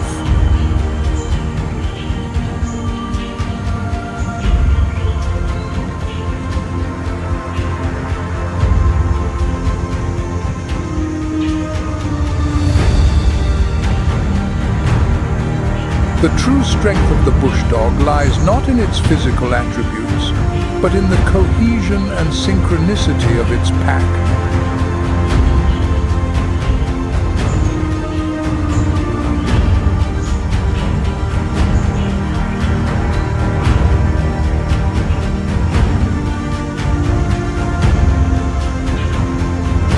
typical pack consists of 3 to 12 individuals. They are persistent hunters, working together as a single unit.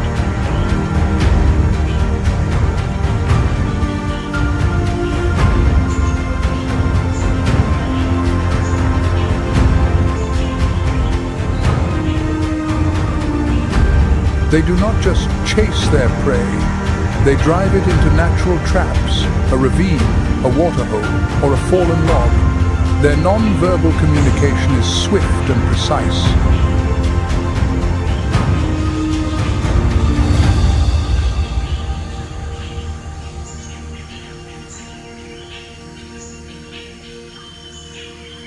When attacking, the lead dog may act as a decoy, while another member secretly approaches from behind.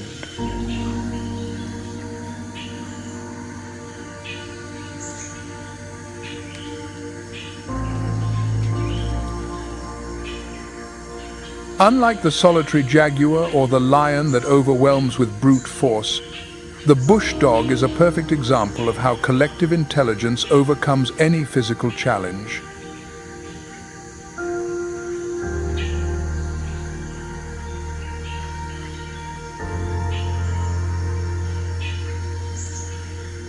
They prove a simple but brutal truth of nature. Sometimes, what matters most is not how big you are, but how well you work as a team.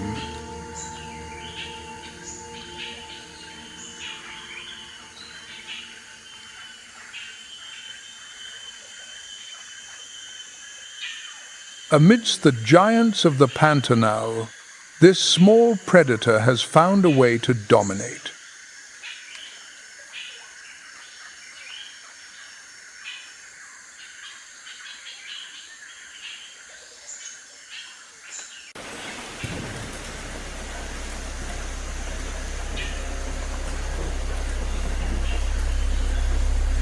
A clap of thunder, the first drops of rain fall. Each drop soaks into the dry mud like a blessing sent to this land.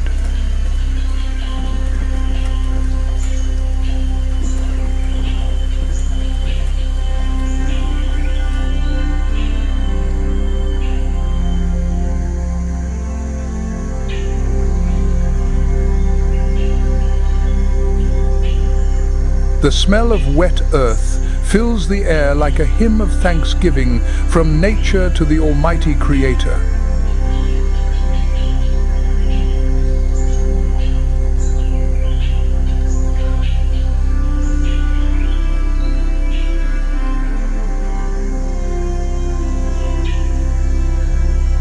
The grass begins to grow.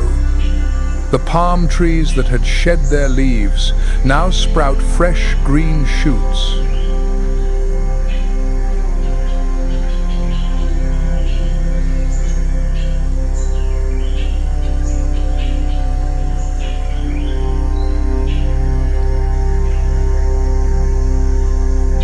This is not just the rebirth of nature, but a testament to patience and faith.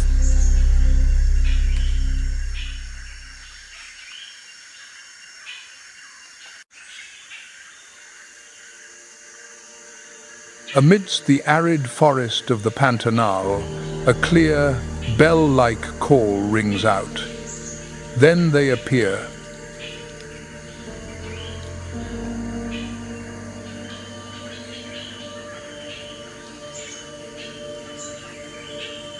A pair of large parrots soars across the sky, an unmistakable symbol of survival in this place.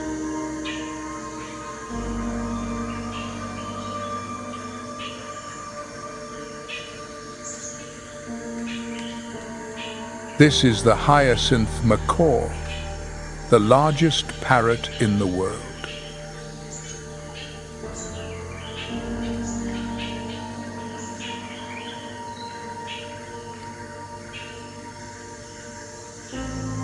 With a length of up to 3 feet from beak to tail tip, this giant bird is truly a magnificent sight.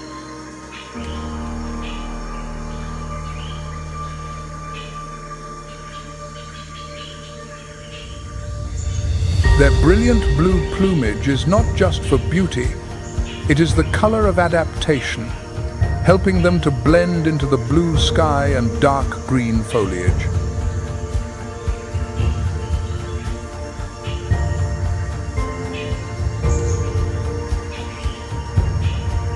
But this beauty hides an incredible strength.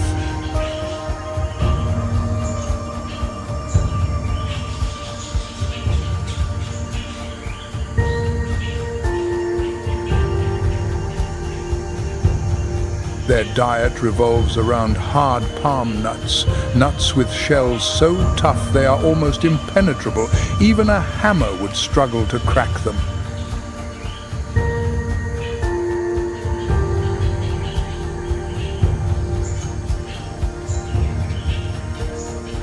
However, the powerful beak of the hyacinth macaw, considered one of the strongest in the avian world, can crush these protective layers with ease.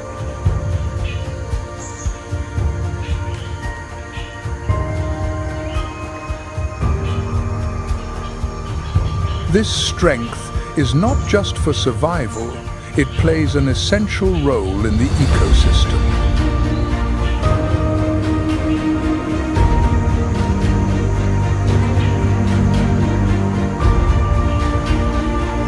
While foraging, they drop or carry nuts far away.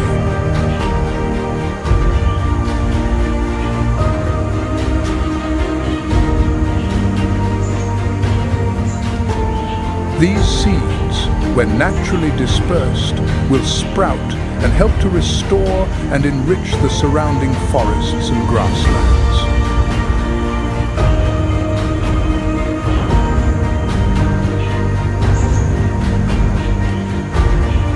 The hyacinth macaw does not just eat, they are the effective gardeners of the Pantanal.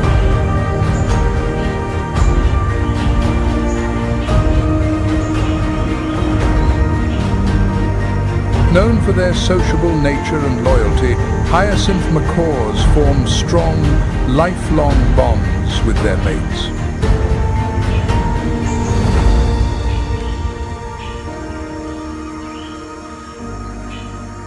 They fly, forage, and rest in pairs or small flocks, demonstrating cohesion and mutual care.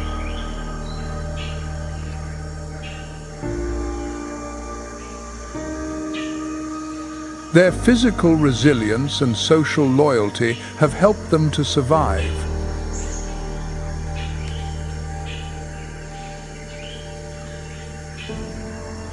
The hyacinth macaw is truly a blue gem, a fragile symbol of beauty and strength in this wetland.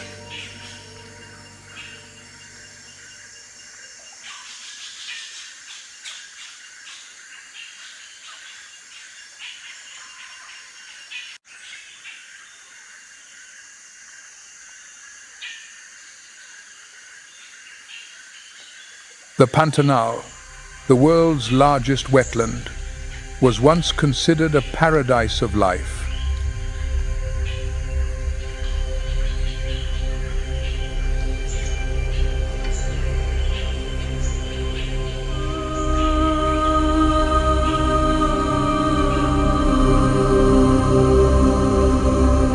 However, today, this place is not only a symbol of rich life, but also a battlefield where nature and humanity confront each other in an unequal fight.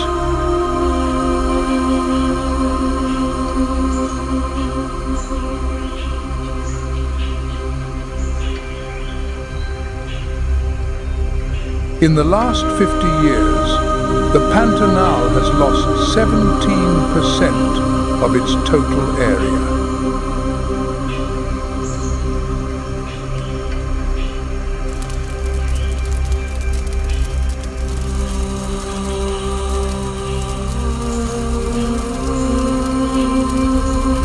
In recent years, the Pantanal has faced increasingly severe droughts, culminating in devastating wildfires that have burned millions of acres.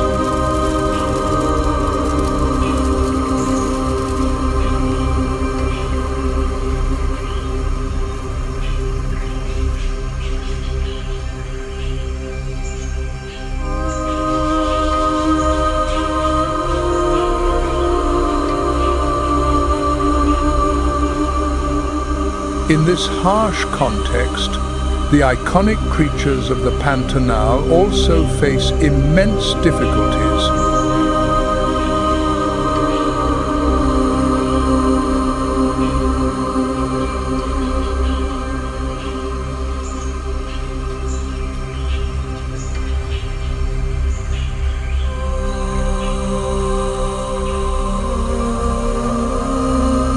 The hyacinth macaw is also struggling to find the palm trees that provide its main food source.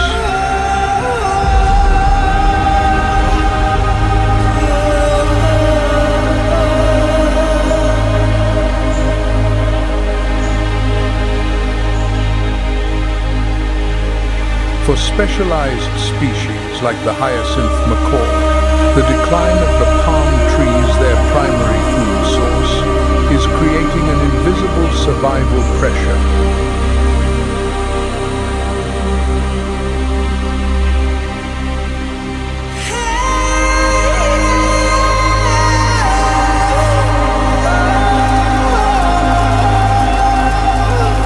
Prolonged droughts have made the Pantanal's forests more susceptible to fire. In 2023, over 2,500 fires were recorded in the first half of the year alone.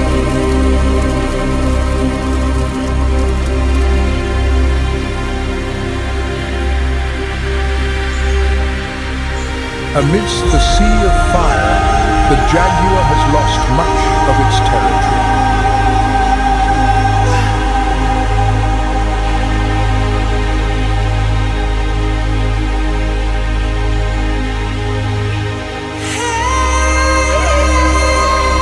The horrific wildfires not only destroy habitats, they also erase movement corridors, isolating jaguar populations and pushing them into fiercer conflicts over the remaining resources.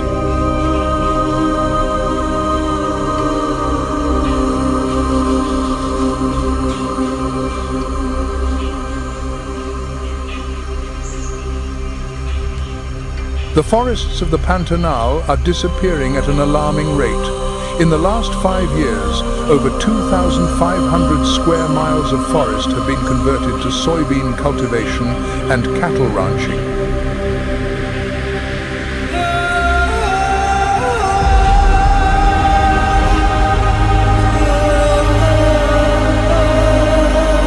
Water, once a source of life, has now become a threat. The rivers of the Pantanal are being polluted by chemicals from agriculture and mining.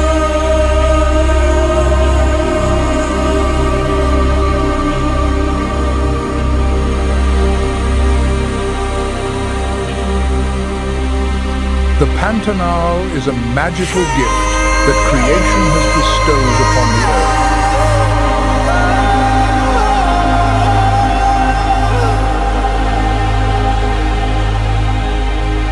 Even amidst the darkness of drought, wildfires, and human encroachment, there are tireless efforts to protect and preserve life.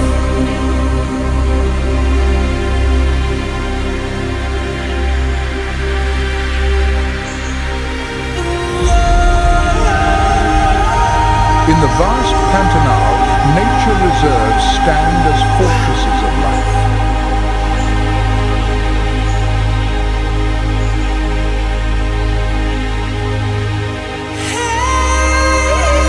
Modern technology has become an important tool. Satellites are used to monitor wildfires and changes in vegetation.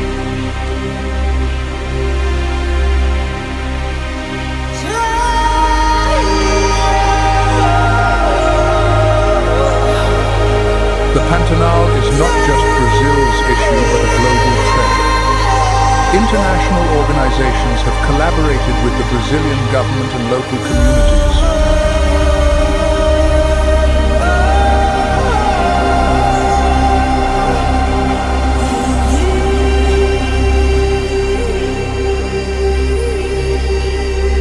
One of the most notable achievements is the recovery of the giant otter population, a species that was once on the brink of extinction.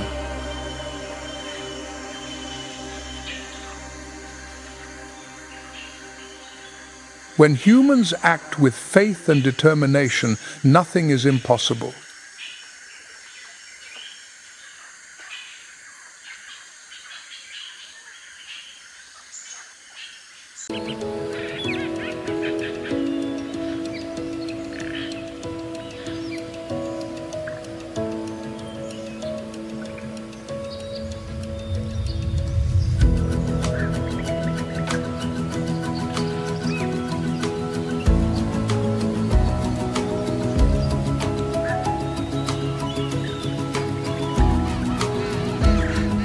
Under the soft twilight of the Cape Floristic region, the African penguin, the only penguin species,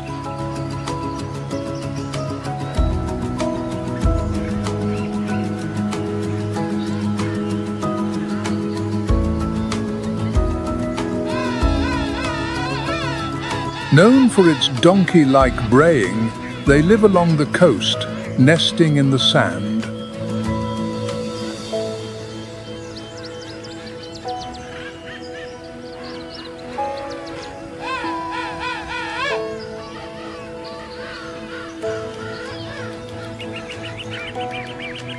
Upon reaching reproductive maturity, the foundation of the pair is a monogamous relationship.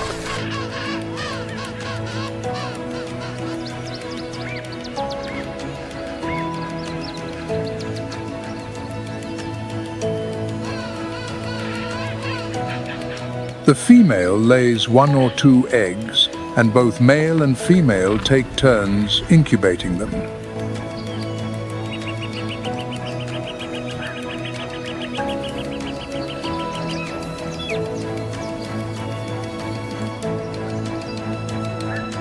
After hatching, the chicks are carefully protected by both parents, who go out at dawn.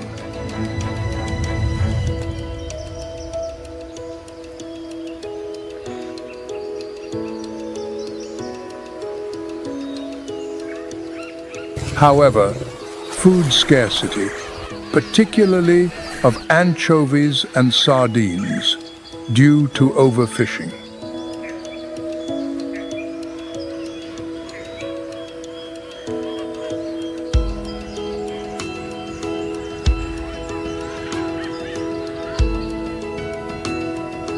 According to censuses in 2023 and 2024, the total number of breeding pairs has dropped to about 9,900.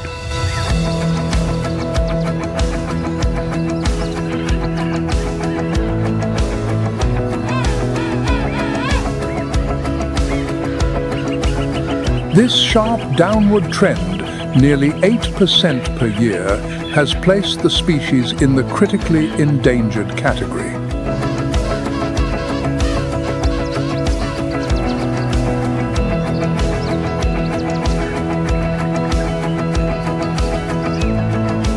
Current conservation efforts focus on establishing no-take marine zones near the coast.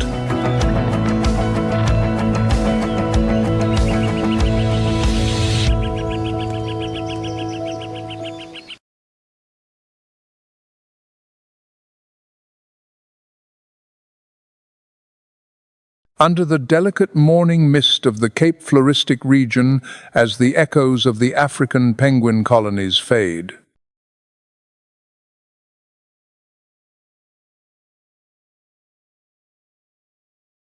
The Cape Grisbok, an antelope endemic to the Fynbos region, chooses a survival strategy.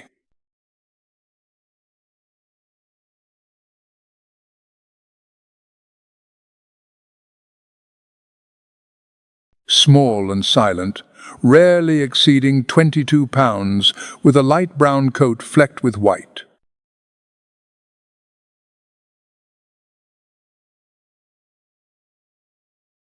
This species has solitary habits, often foraging at night to avoid predators.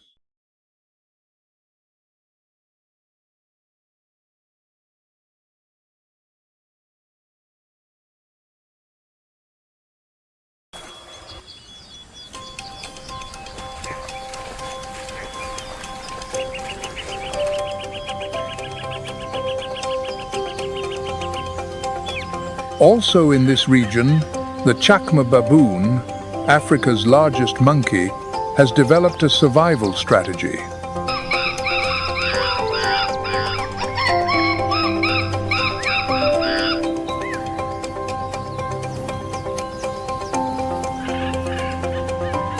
Living in large troops on the forest edges and on cliffs, they climb with ease.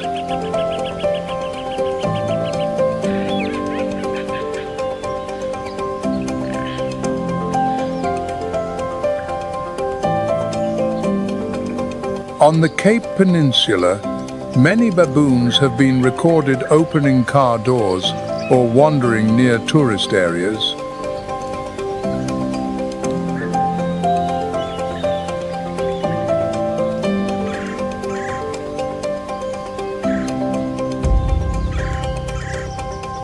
Their diverse foraging ability is admirable.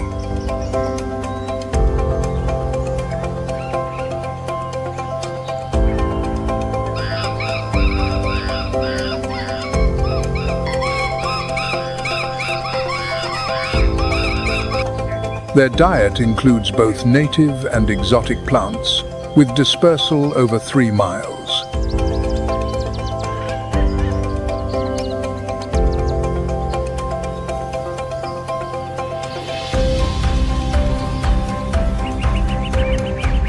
However, the relationship between baboons and humans is fraught with conflict.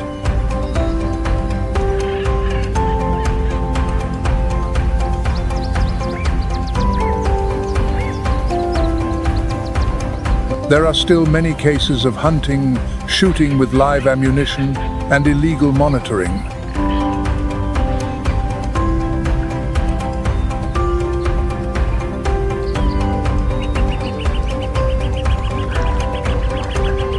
Behavioral analysis shows that after episodes of human-induced violence, baboons change their habits.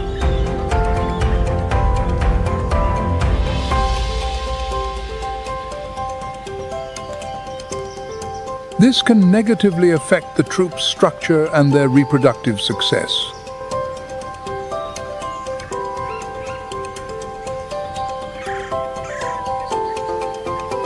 Baboon troops have a complex social system.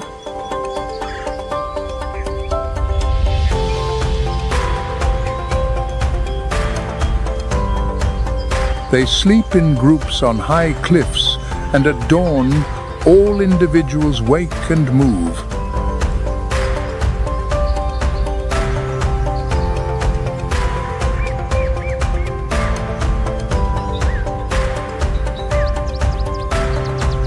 Among the lower levels of the forest, as the chacma baboon troop retreats into the shade of the rocks,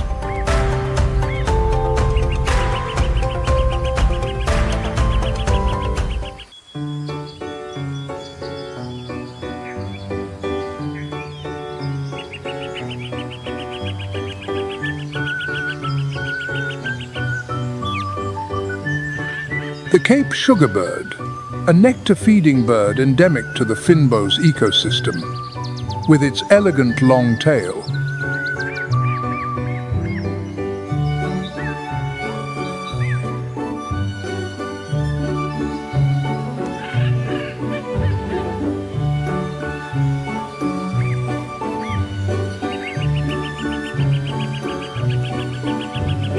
It glides gently among protea blossoms, sipping sweet nectar and inadvertently carrying pollen.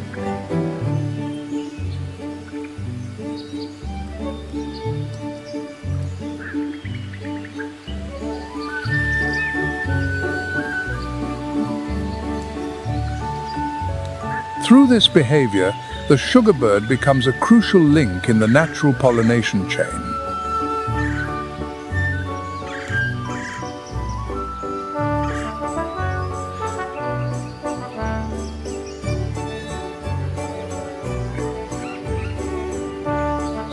Data from 2024 shows this species is the primary agent enabling over 70% of protea plants.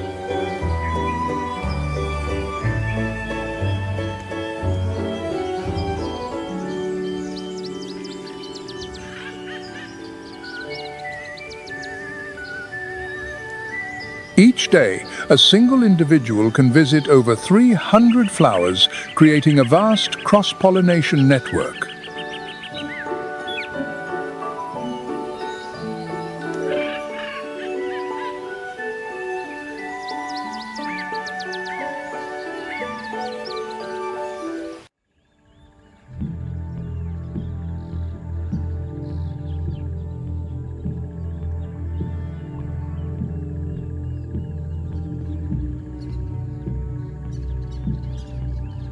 Despite possessing one of the world's richest ecosystems, South Africa currently faces a series of alarming threats.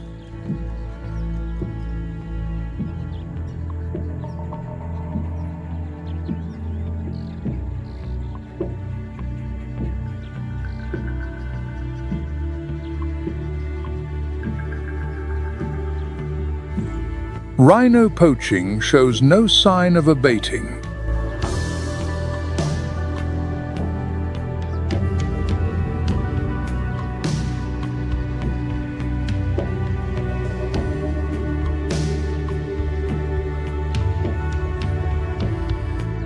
In the first quarter of 2025, 103 individuals were slaughtered, mostly in national reserves.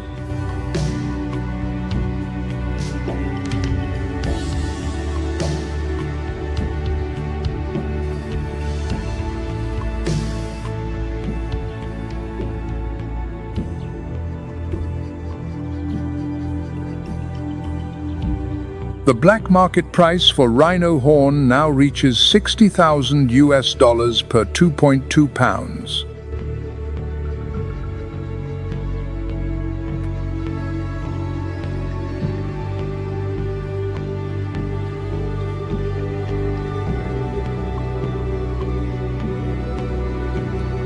Wildfires are another danger, increasing in both frequency and intensity.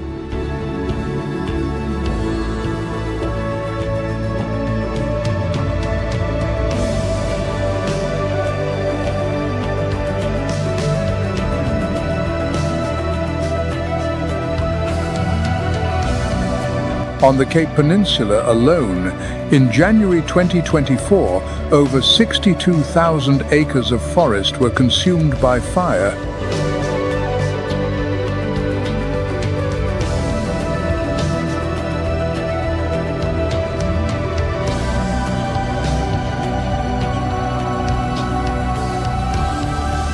Studies show that an average of 9% of the fynbos and mixed shrubland vegetation burns.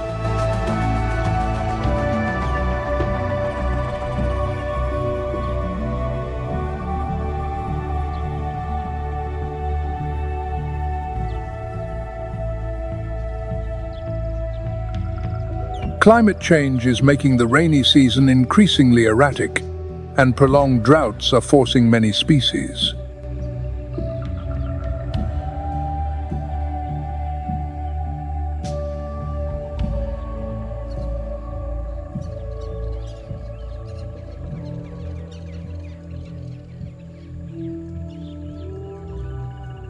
Meanwhile, the boom in ecotourism over the past decade, though generating significant revenue,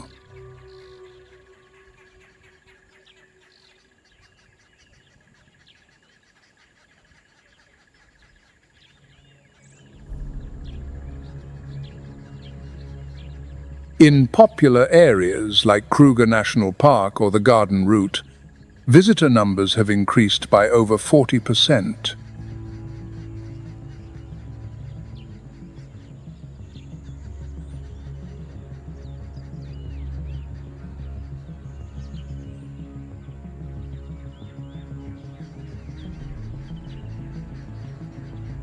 However, over-tourism has caused soil erosion and fragmentation of biological corridors.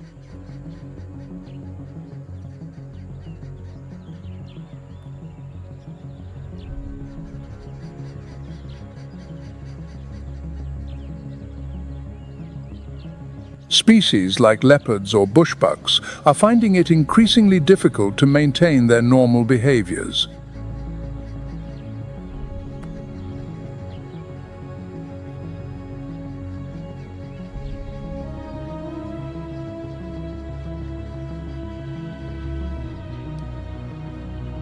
Additionally, waste left by tourists, from plastic bottles to leftover food, is altering habits.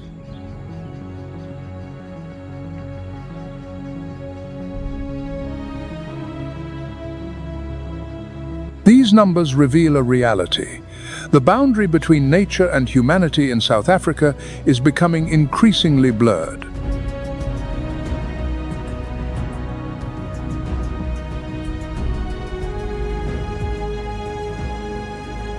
Facing the growing pressure of these alarming figures, the government and conservation organizations in South Africa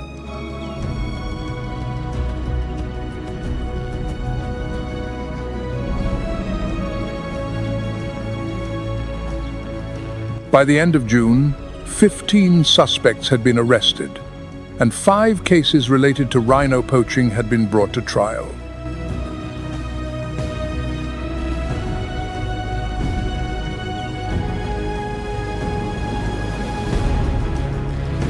At the same time, modern surveillance technology is being widely adopted in many reserves.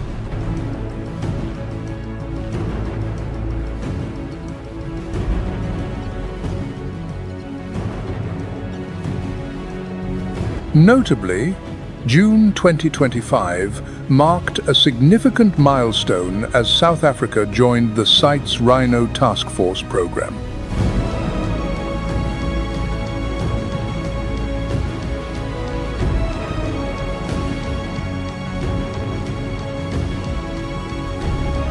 This initiative allows for the real-time sharing of research data and strengthens cross-border tracking.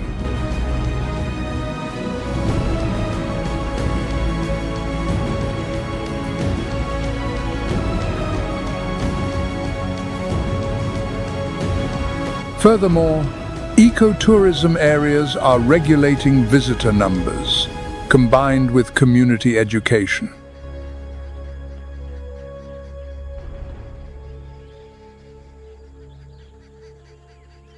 These efforts will help to partially control poaching and create a sustainable foundation.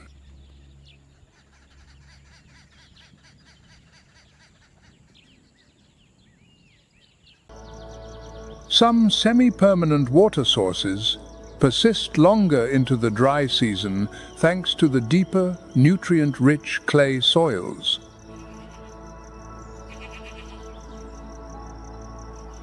In the dense undergrowth of the Combretum and Terminalia bushes in central Zakuma, the African crested porcupine silently emerges at night.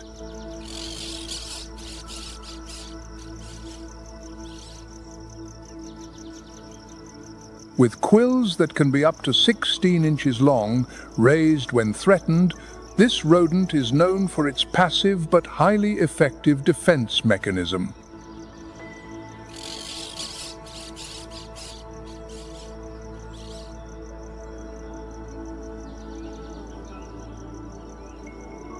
During the dry season, when food is scarce, these porcupines venture deeper into the woodlands in search of remaining roots, tubers, and bark.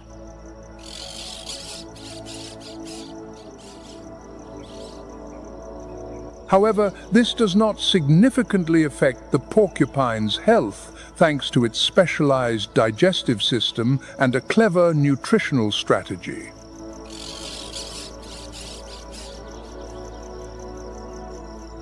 Also in this region, another resident has chosen a completely opposite survival strategy, the patas monkey.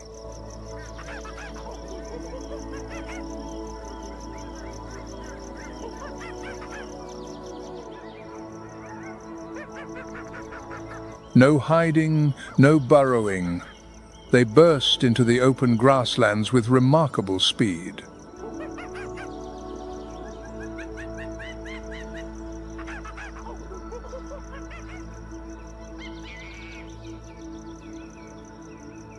This is the fastest running monkey in the world, capable of reaching speeds of up to 34 miles per hour when pursued, twice as fast as most other primates in Africa.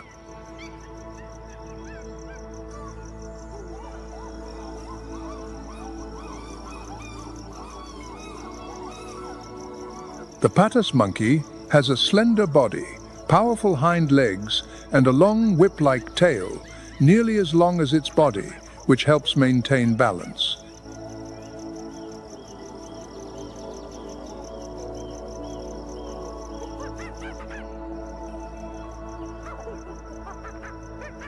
Its reddish-brown coat, bright face, and distinctive black eye markings like glasses make it easily detectable even from a distance.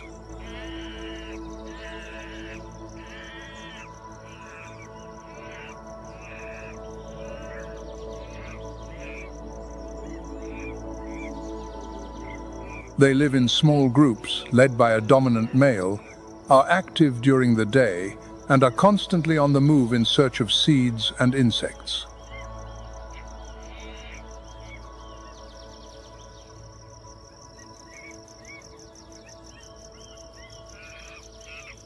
This agility reduces their risk of encountering predators by 40% compared to slower-moving primates in the same area.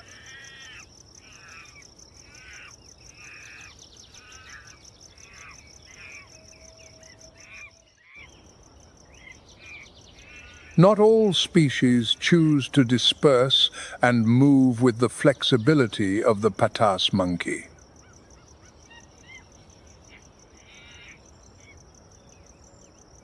Right in this same area, the buffon's cob takes the opposite approach, forming large, cohesive herds to survive the harsh, dry season.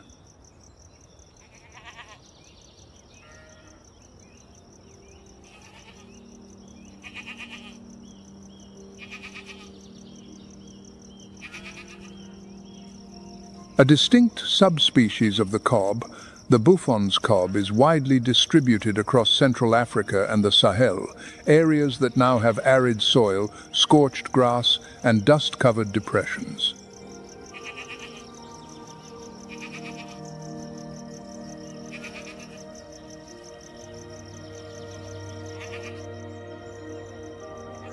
Unlike many herbivores that choose to hide in harsh weather, the buffon's cob gathers in large groups, with herds sometimes numbering in the hundreds.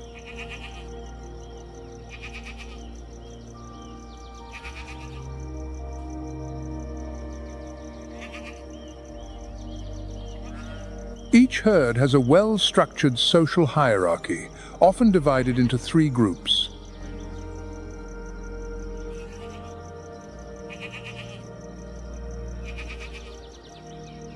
There is a group of females with their young, solitary adult males, and younger male groups that practice competitive behaviors.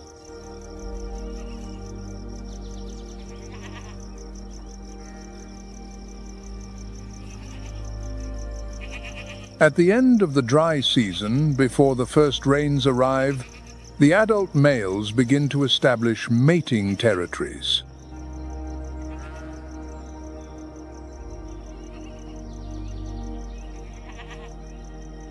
They use their lyre-shaped horns to engage in direct combat to control the remaining patches of grass.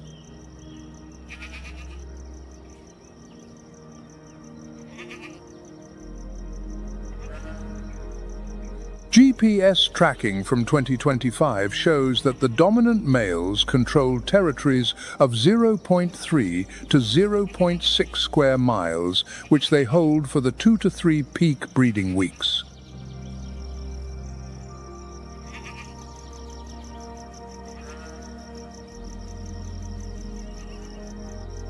To evade predators, the buffon's cob relies on a strategy of early detection and rapid response.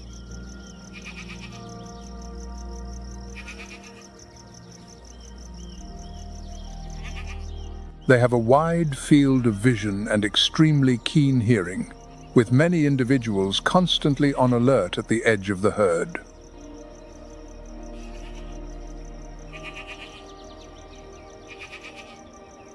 Their sprinting speed can reach up to 43 miles per hour, with sudden turns that reduce the chances of being caught.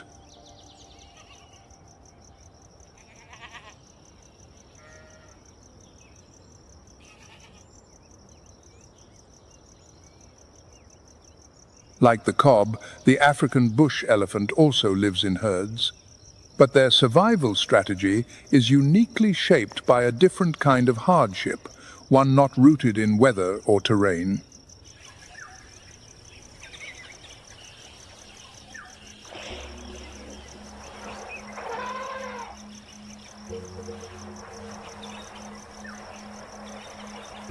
From 2002 to 2010, over 4,000 African bush elephants in Zakuma were lost to ivory poaching, more than 90% of the population.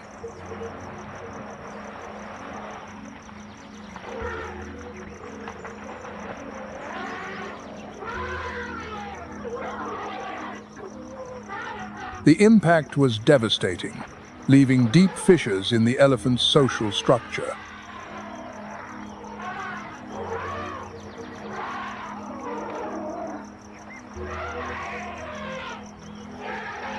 The matriarch-led herds were shattered, and without their leaders, the surviving elephants became scattered and extremely wary.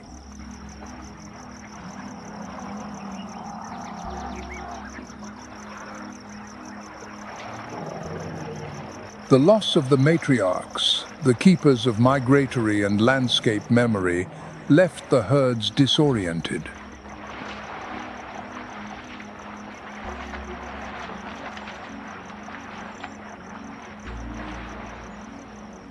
But a turning point came in 2010 when African Parks took over the management of the park.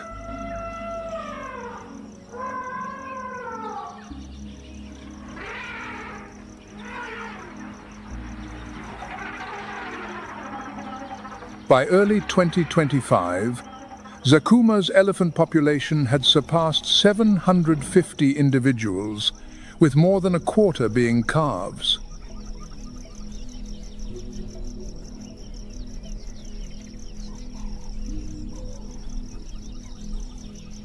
Now, the African bush elephant is gradually returning to a normal life, readapting to the harsh rhythm of the dry season.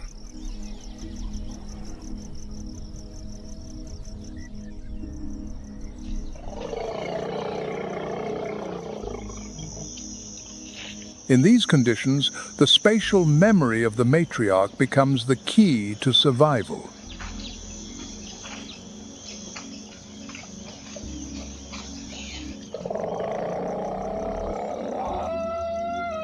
In these conditions, the spatial memory of the matriarch becomes the key to survival.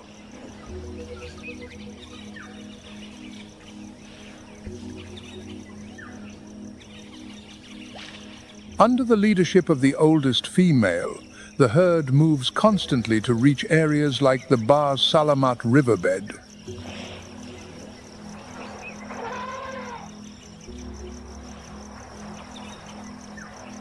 The elephant herds of Zakuma are matriarchal units consisting of related females and their offspring.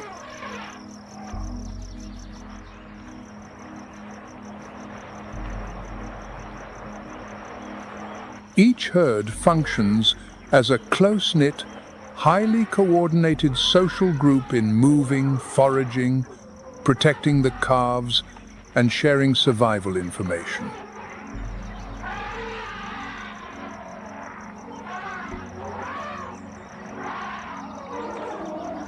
In arid conditions, the elephant's diet changes significantly.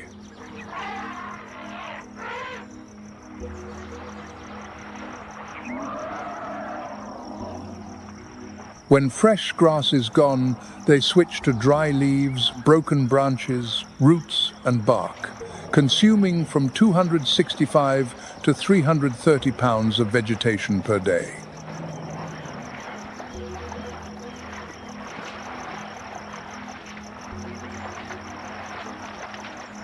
This behavior inadvertently reshapes the landscape, creating new opportunities for other species to thrive after the dry season.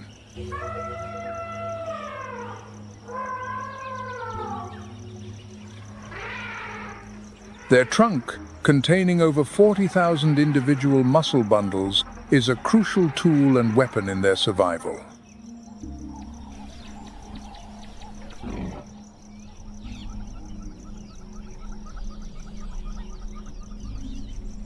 During the dry season, the African bush elephant is known to dig water holes with their trunks.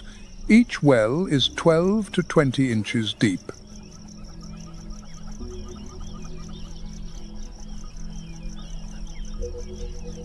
In times of extreme scarcity, ecological stress can lead to encounters with top predators like the lion.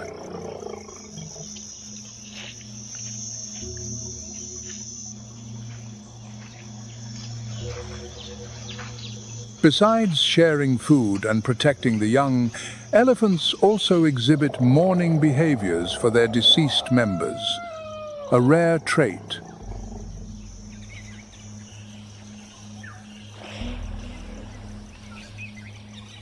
Zakuma National Park is gradually reclaiming its role as a true ecological sanctuary.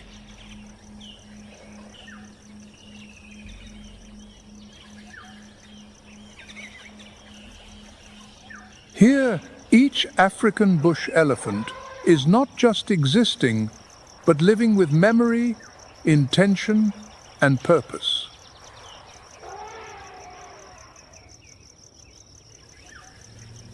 As the thick night swallows the savannah, the mother elephant's every purpose contracts into a single instinct to protect.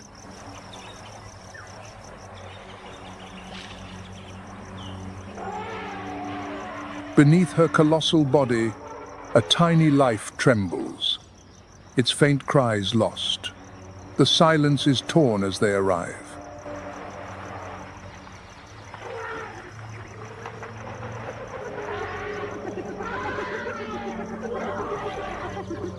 A whole clan of hyenas emerges from the bush, their circle tightening with a macabre laughter, turning the still night into an arena.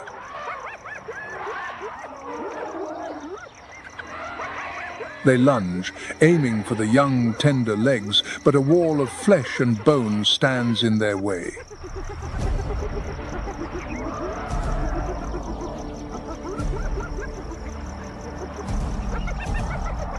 The mother trumpets a sound that shakes the heavens, not of fear, but of a primal fury.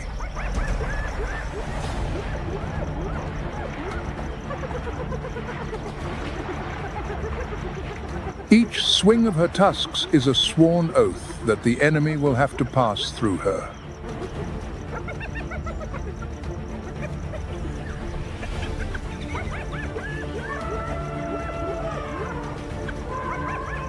In a circle of death, a mother's love blazes, brutally and fiercely beautiful.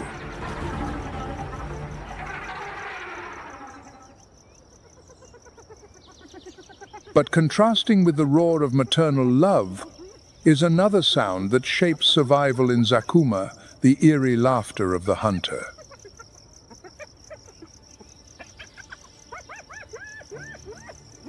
The spotted hyena has one of the most powerful bites relative to its body size, exerting a force of up to 1,000 pounds, force enough to crush the large bones that lions leave behind.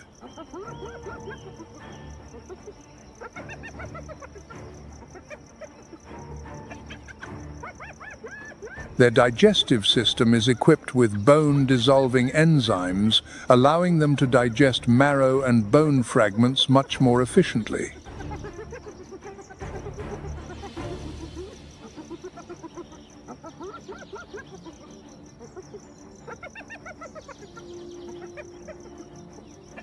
They live in matriarchal clans.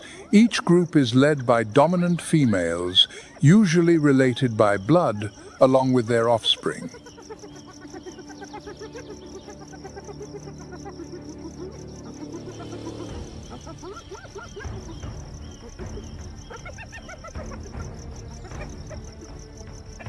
In the dry season, the spotted hyena flexibly switches between the role of a scavenger and a formidable predator.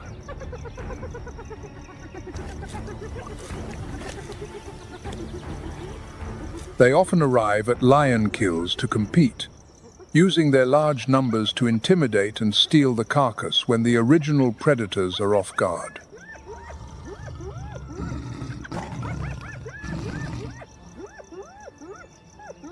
Clashes between hyenas and lions have been recorded, with the hyenas organizing full-scale assaults on the carcasses.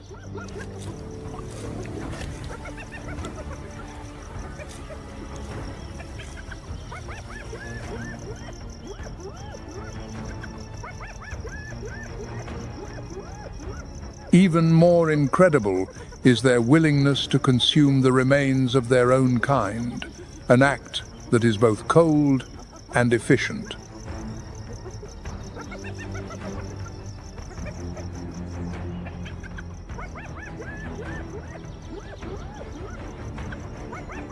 Their dens, communal shelters chosen by the dominant females, are designed with multiple narrow entrances and are maintained collectively.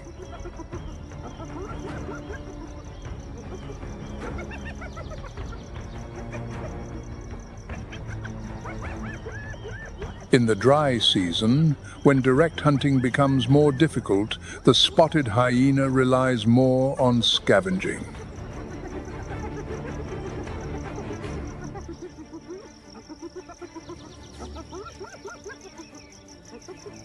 They follow the vultures or the distant sounds of large predators, sometimes from miles away, to locate the carcasses.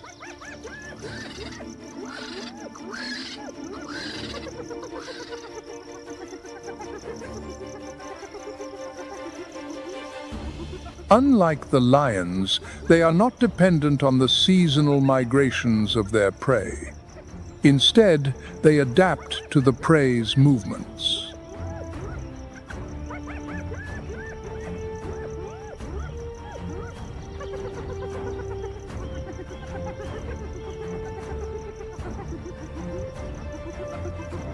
Their strong social structure helps to mitigate the stress of the dry season.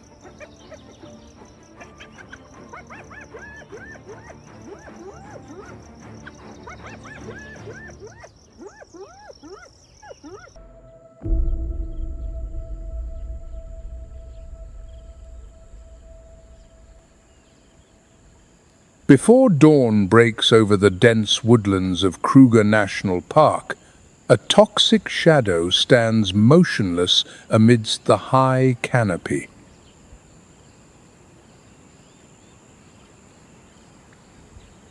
A female leopard, the ultimate icon of mystery and fluid grace, is on the prowl.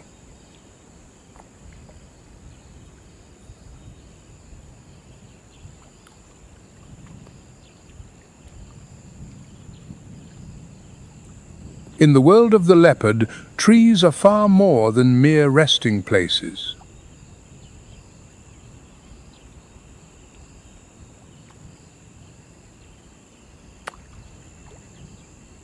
They are watchtowers, fortresses, and launching pads for lightning-fast ambushes.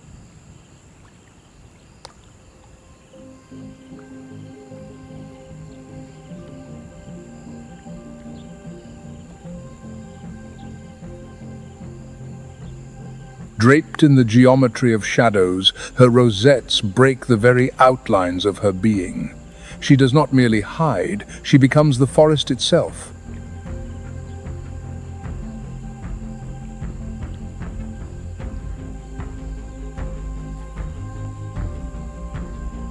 Through eyes of liquid amber, she reads the silent language of the grass, waiting for a single heartbeat to falter.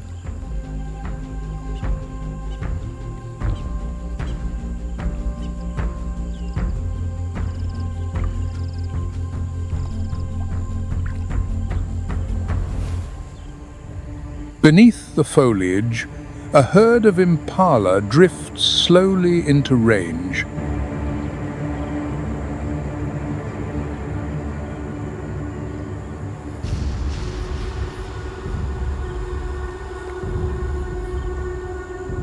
Every footfall is light, as if danger were absent from this hushed morning.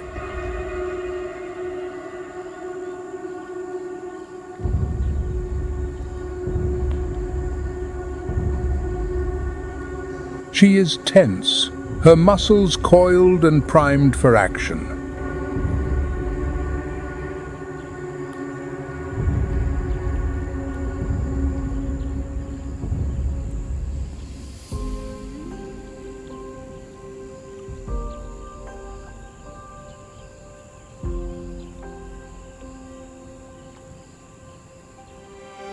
The leopard drags her prize into the deep shade, then, with extraordinary strength, hauls it high into the canopy.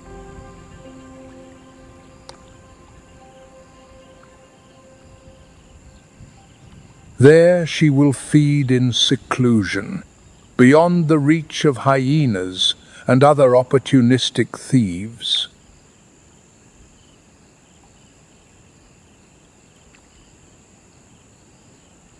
Solitude is no weakness. It is the very essence of the leopard's power.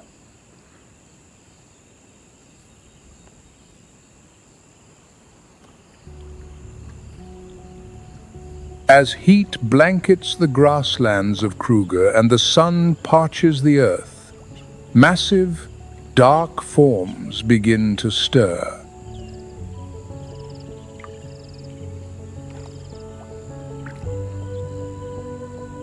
These are neither lions nor elephants.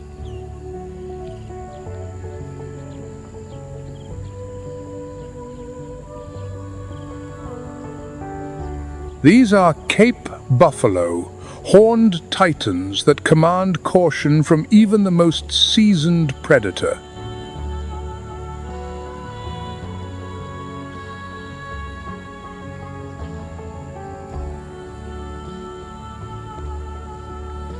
They move like a disciplined army in a tight, impenetrable formation.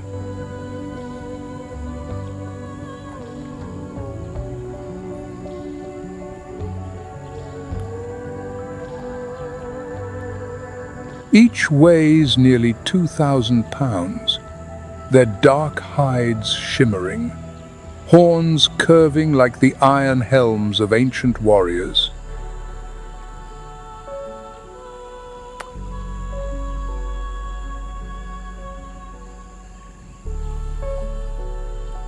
They are no docile grazers, despite their appearance.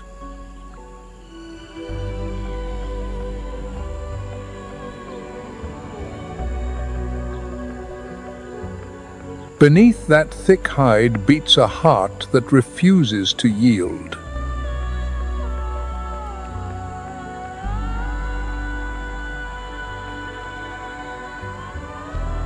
They guard the collective as if life itself depends upon their unity.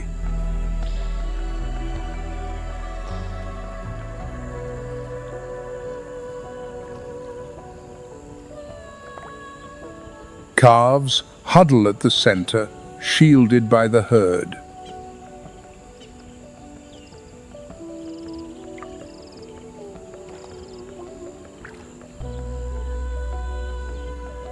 At the fringes, dominant bulls stand sentry, ready to charge into battle at a moment's notice.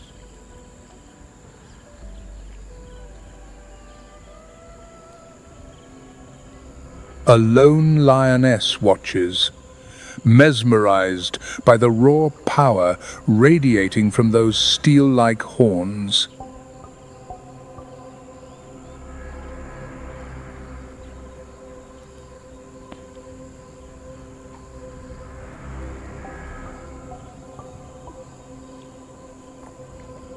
She is fascinated by the raw strength of their spiraled, iron-hard weaponry.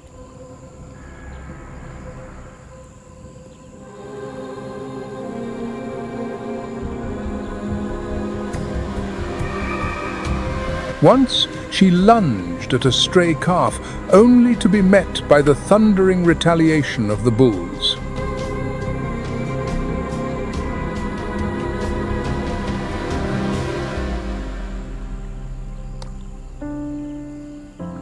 The lioness was badly wounded.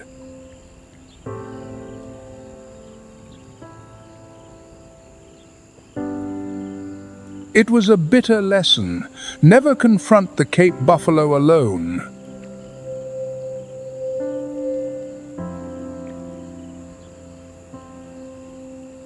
She is not the first predator to retreat before them, and she certainly will not be the last.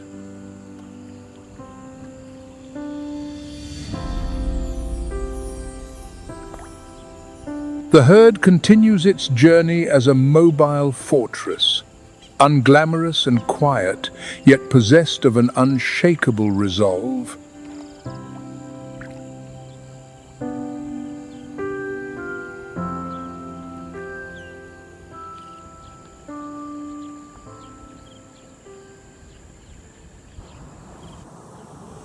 As the sun begins to bake the Kalahari, a mob of meerkats emerges, standing tall like miniature sentinels.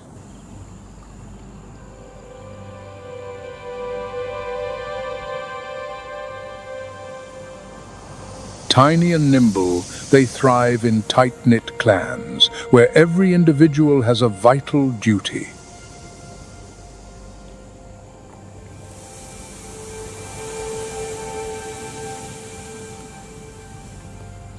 They are renowned for their sophisticated system of vocal alarms.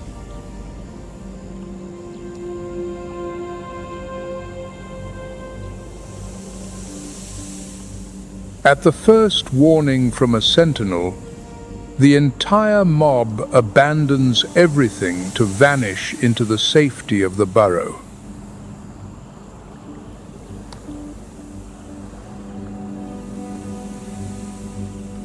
In a land of hawks and cobras, unity is the only way to survive.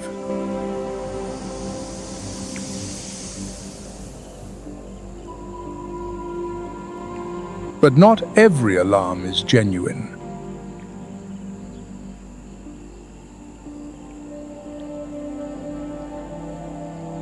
Nearby, a fork-tailed drongo, a master of mimicry, watches.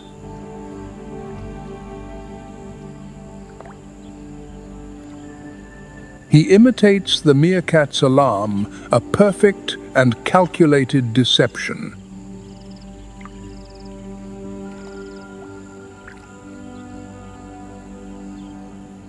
He even varies his calls, imitating eagles or snakes, to ensure the meerkats never grow accustomed to his trickery.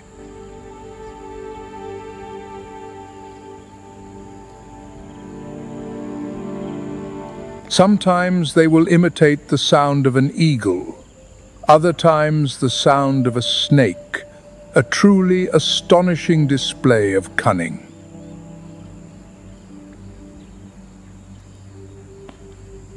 With one false cry, panic spreads. The meerkats abandon their hard-earned feast.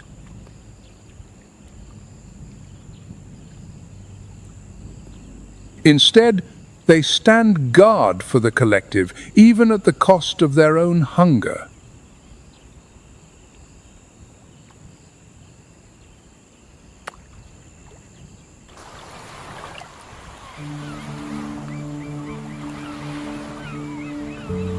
Along the Atlantic coast, where brutal waves batter the South African shore, thrives a clamorous community, Cape Fur seals.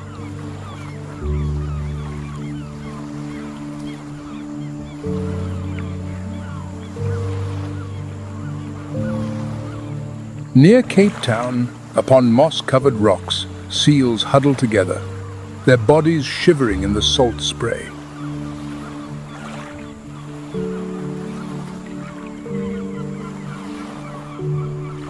Their collective roar, territorial bellows and calls echoes like a wild symphony of the southern seas.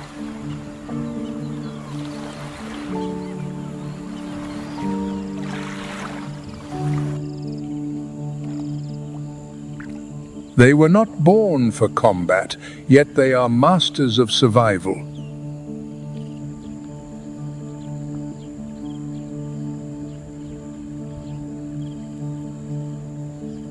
The Cape Fur seal possesses a waterproof coat and powerful flippers.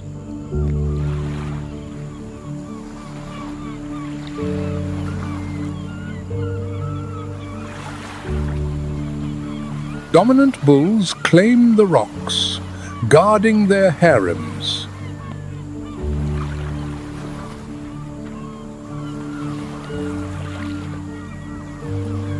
Pups are born into this chaos, with no sanctuary but their mother's side.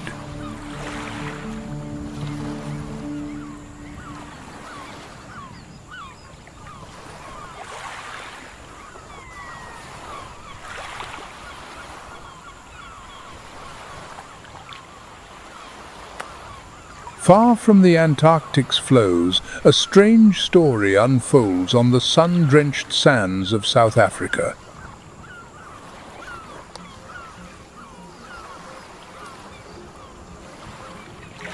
Among granite coves, African penguins have made a fateful trade, abandoning the frost for the searing sun.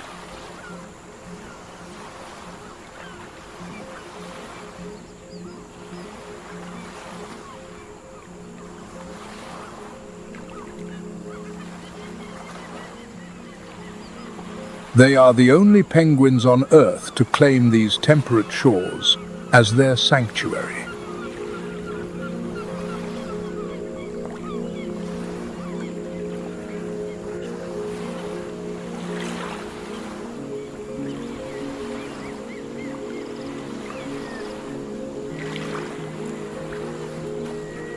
Standing less than 2 feet tall, they wear a tuxedo of black and white with a signature horseshoe marking.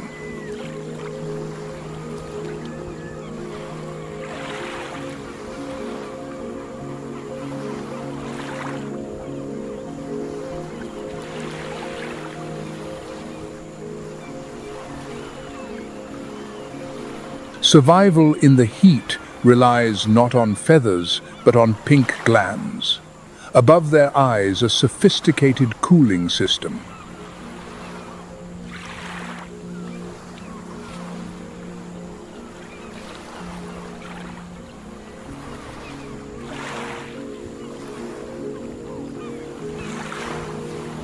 It regulates their temperature when the sun bakes the boulders throughout the year.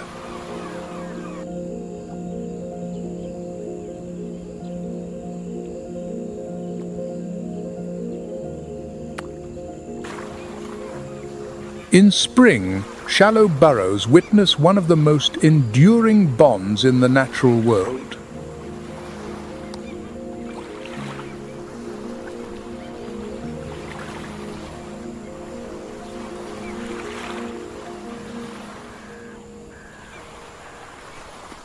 Pairing for life, they return to the same refuge annually, nesting amidst the harsh wind and sand.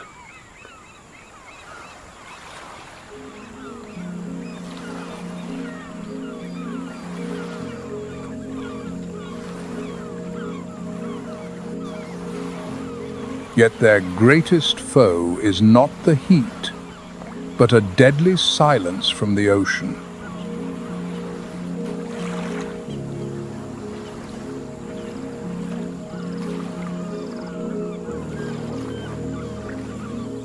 But a shadow longer than night now falls upon these shores. A once vibrant chorus is fading into a haunting silence, as their lifeline to the ocean is severed by hands they cannot see.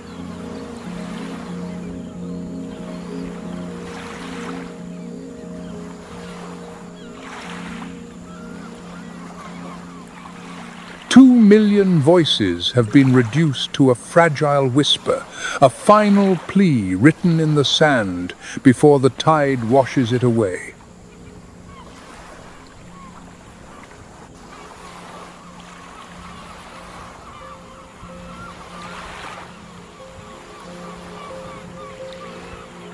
Today, upon these ancient stones, humanity is learning to step back, allowing nature to heal itself.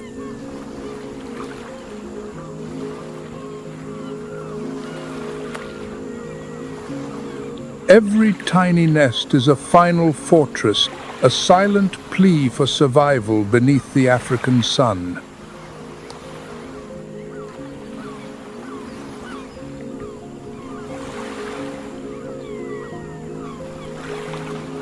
Their struggle is no longer against nature, but for remembrance, before they vanish forever.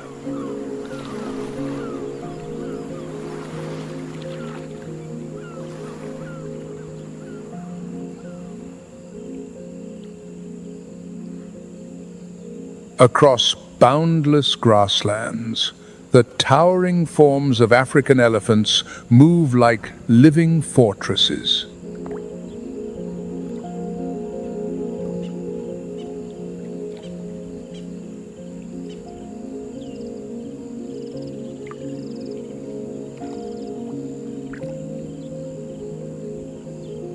Majestic and silent, they walk powered by muscles and the weight of ancestral memory.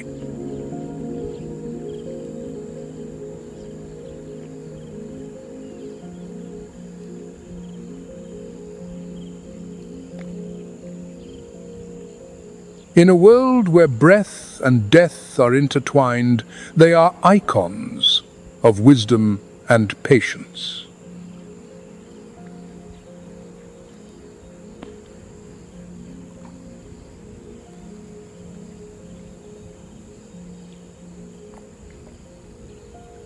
Each herd is guided by a matriarch, holding a mental map of ancient springs and migration routes.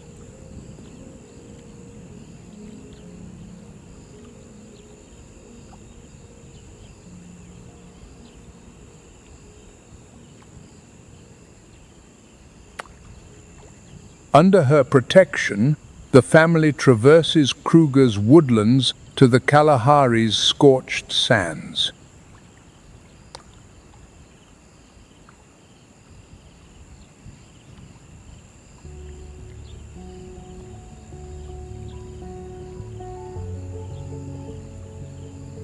Here, memory is the ultimate tool for survival, the only thread preventing their lineage from being swallowed.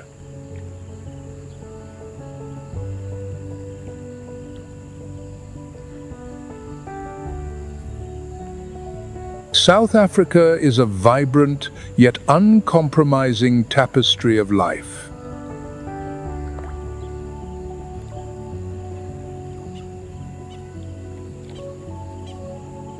From the solitary leopard to the buffalo's wall of steel,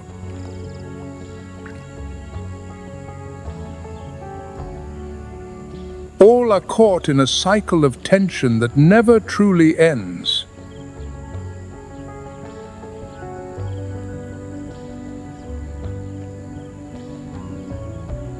In this parched land, nature offers no mercy and knows no rules.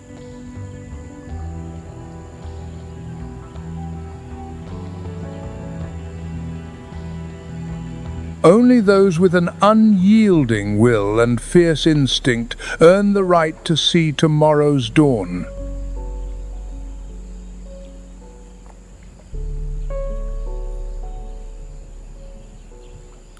Yet, amidst this splendor, echoes of a crisis are beginning to ring out.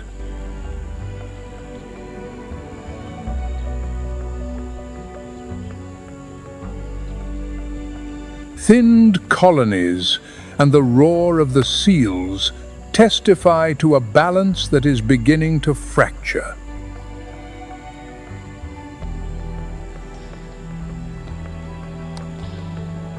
Habitats are vanishing, and giant footprints are slowly being erased by time.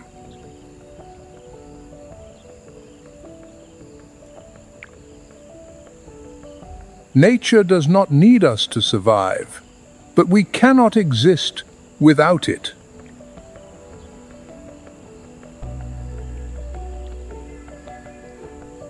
In this epic struggle, certain creatures stand as enduring symbols of power.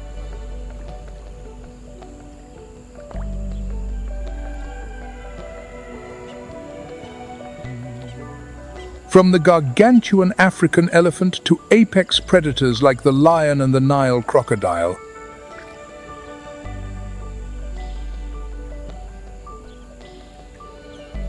Then there are quiet warriors.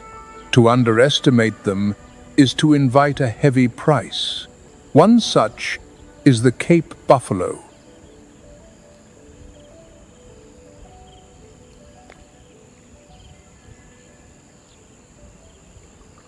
One of Africa's largest bovines, the Cape buffalo is among the most dangerous creatures on the continent.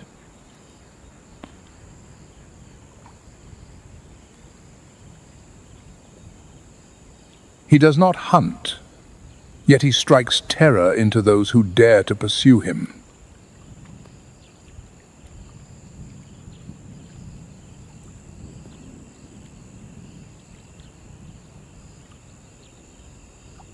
Weighing up to 2,200 pounds, he is a mobile fortress of muscle and bone.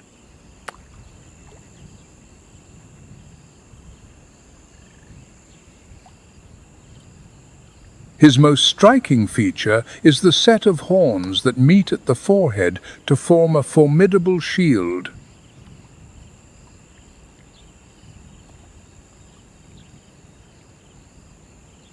A natural boss capable of withstanding the full fury of an adult lion.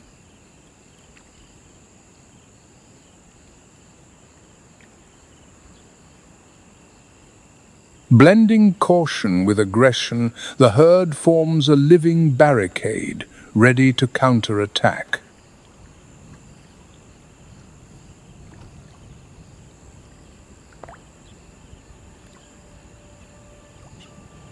When threatened, the entire herd charges toward danger rather than fleeing from it.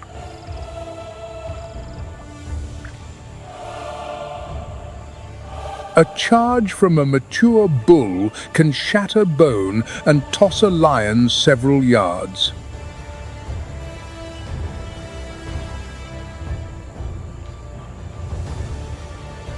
Photographers have witnessed lions surrounding a buffalo, seemingly anticipating an easy feast.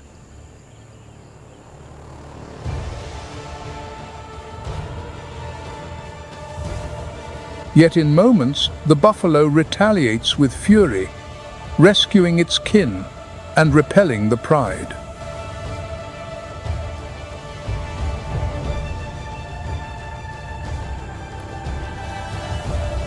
Few prey species dare to resist so boldly, but the Cape buffalo is different.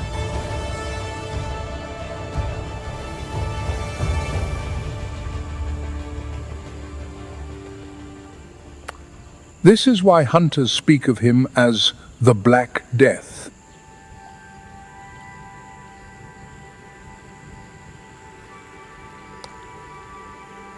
Not because he hunts humans, but because he refuses to run, fighting to his very last breath.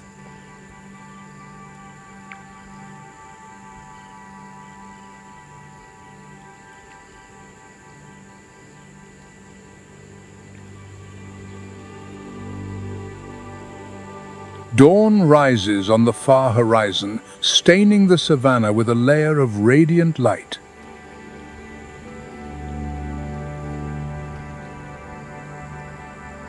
Through the morning mist, a deep rumble emerges, a wordless challenge.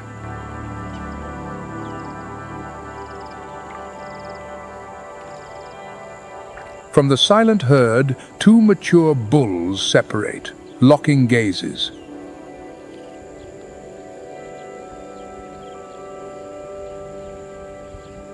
This is not a battle of life and death.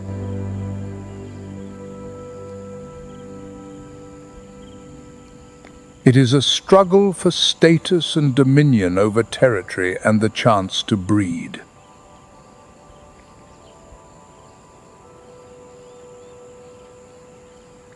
To claim the title, there is only one path, an uncompromising test of strength.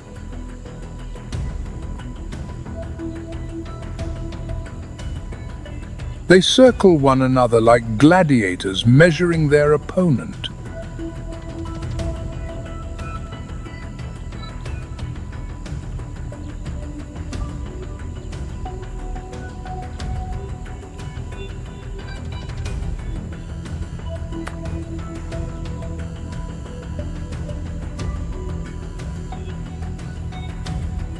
After 10 minutes, they clash in a duel that will decide the future for one of them.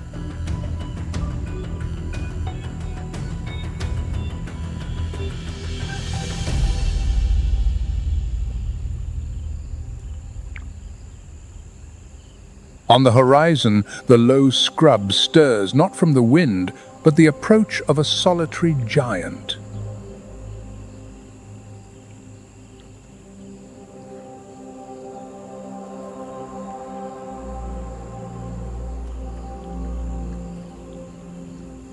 Each footfall resonates across the earth like a distant war drum.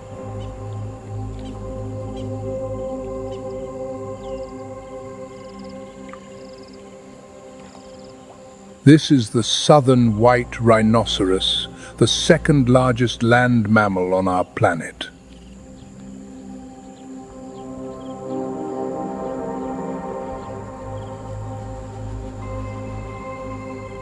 With a massive frame exceeding 4,400 pounds, he has no need for concealment.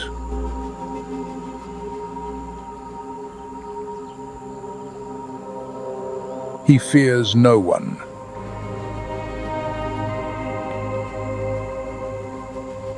Upon his nose is a legendary weapon, a horn of solid keratin, which can exceed 3 feet in length.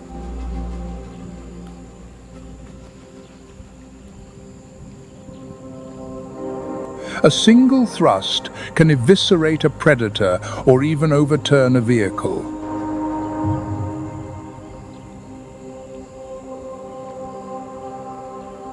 Despite this terrifying power, the rhino is not a creature of war.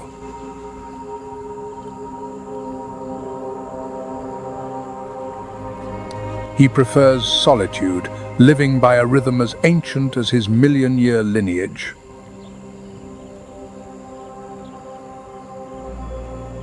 Yet even a giant must defend his domain.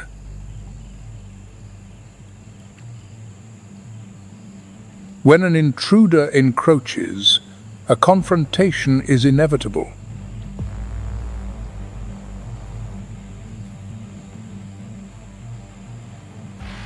No roars or screams, only the thud of heavy footsteps and clouds of dust.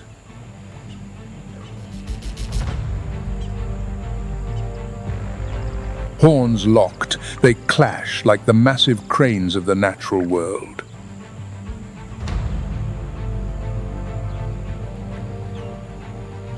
Every impact sends tremors through the ground.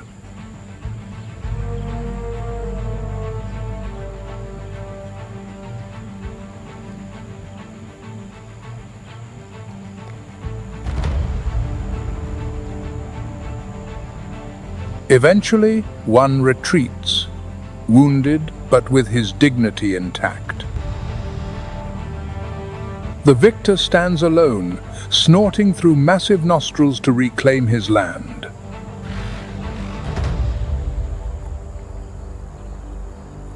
Despite his solitary nature, the rhino is vital to the savannah's health.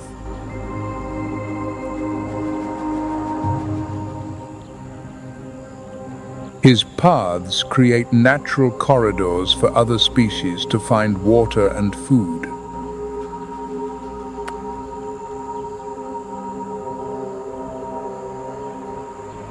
By grazing on short grasses, he prevents scrubland from overwhelming the open plains.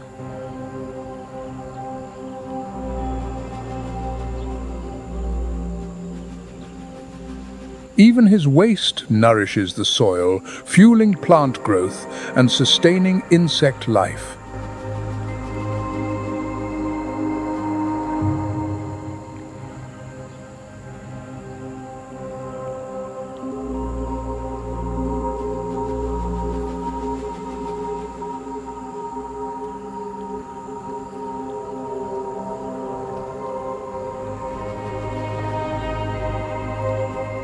Amidst the dust of the African basin, a towering silhouette emerges from the haze.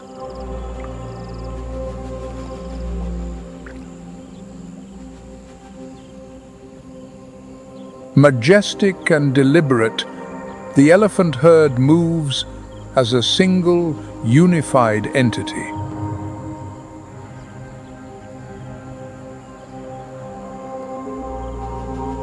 At the formation's heart, calves find safety in the immense shadows of their kin.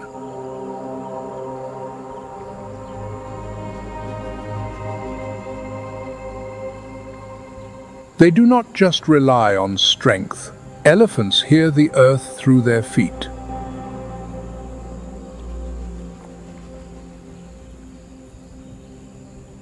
Through the very soles of their feet, they hear the pulse of the earth.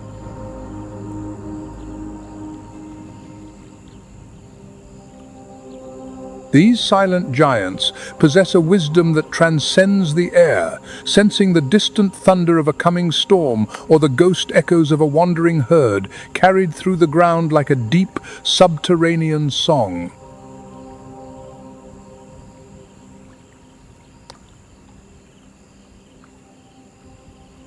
This is a display of intelligence and an unshakable matriarchal order.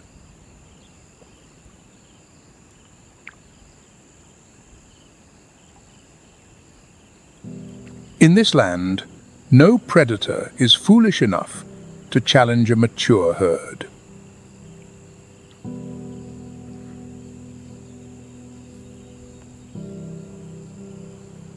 At the distant roar of a lion, they instantly tighten their ranks into a circle of iron.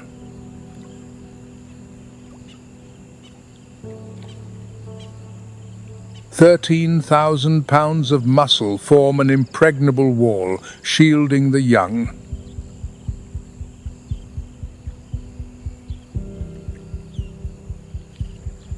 Their coordination transforms the collective into the ultimate defensive machine.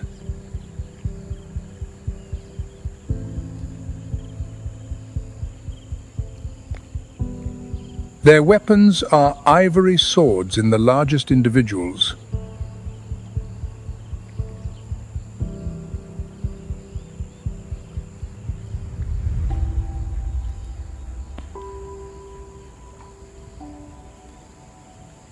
Nearly 2 meters long, used both to explore the lifeblood beneath the barren soil and to deliver deadly blows.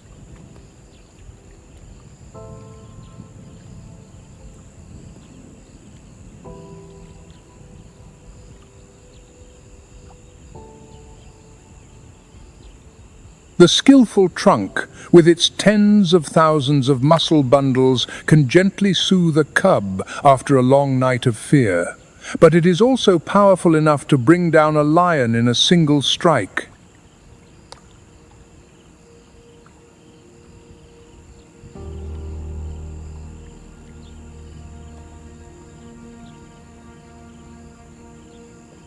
Despite their deliberate pace, an angry giant can surge at 25 miles per hour.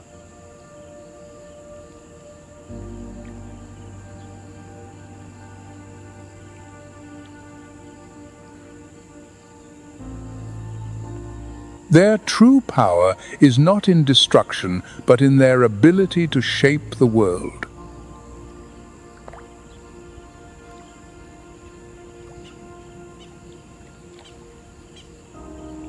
They are nature's engineers, creating waterholes and trails that sustain life.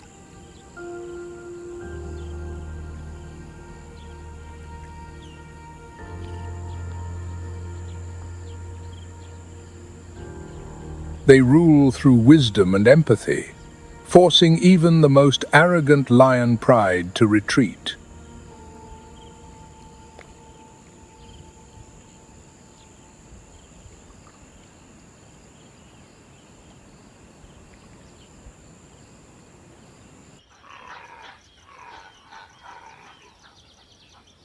The rainy season in Kruger is also the stage for an explosion of new life.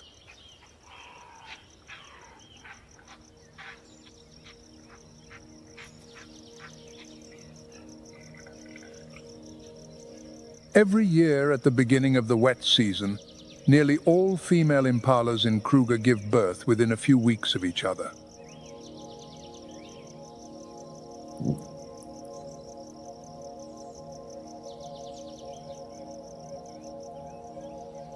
The newborn fawns, still trembling on their legs, are able to run within a few hours.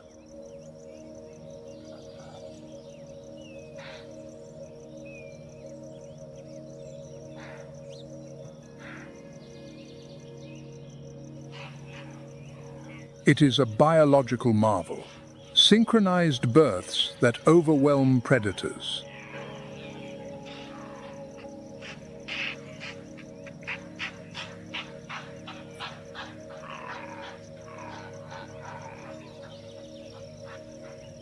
Impalas are a favored prey species, especially for leopards, which makes this synchronized birthing all the more critical.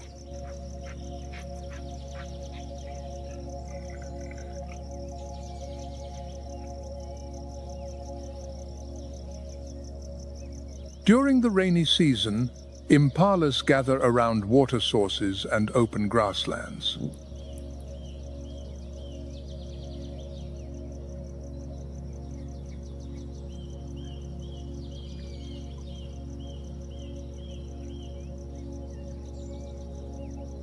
They move in large herds to reduce the risk of predation. Their activity peaks in the early morning and late afternoon.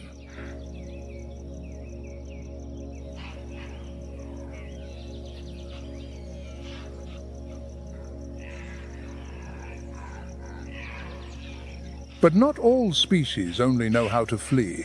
There are more complex societies where intelligence and unity are weapons against danger.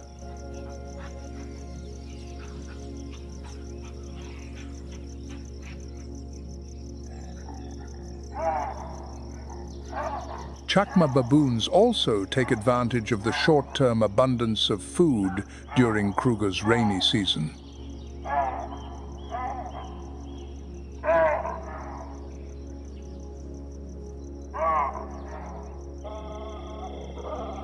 Carrying their young across the savannah, Chacma baboons forage while remaining constantly vigilant for leopards.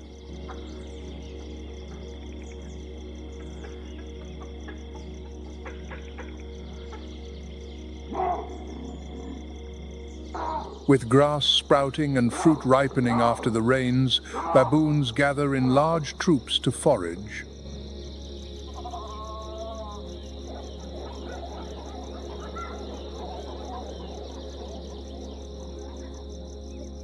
Their defensive instincts are strong. Infants are kept at the center of the troop.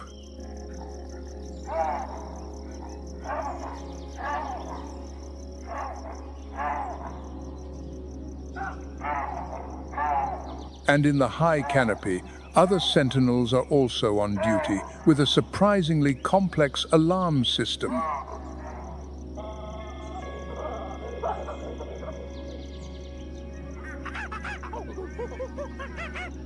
Another primate and a common resident of Kruger's woodlands is the vervet monkey.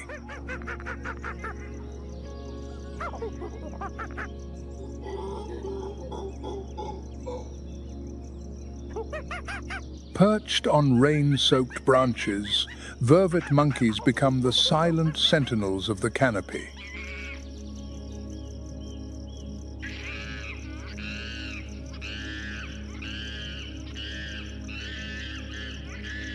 Their appearance is distinctive: a slender body, silvery grey fur, and a striking black face.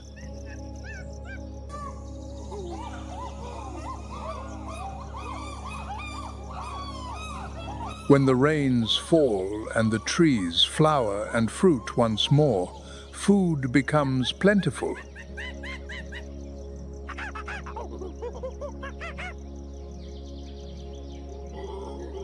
Defense is an instinct from the youngest to the oldest individuals.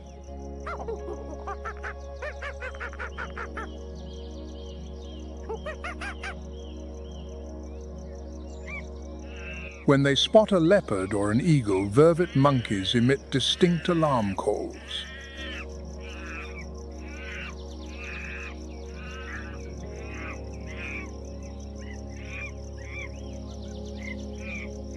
Research has shown that when they hear the leopard call, they run up into the trees.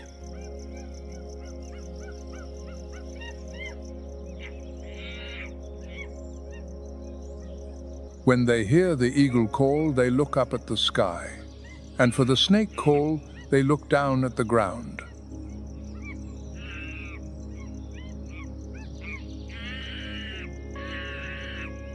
While the ground and trees are filled with battles of wits for survival, the sky is a stage for dazzling, colorful dances.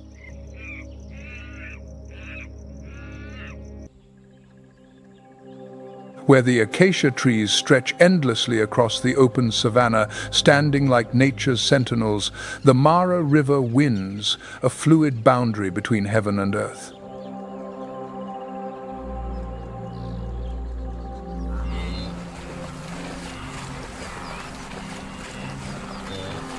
The Masai Mara, a grand stage for one of Africa's most extraordinary survival plays.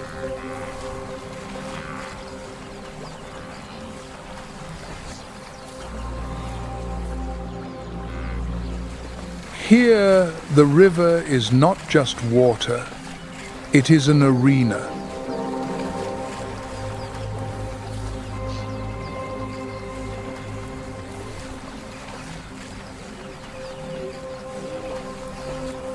Welcome to the Masai Mara, where the secrets of Africa's most ferocious hunters are revealed.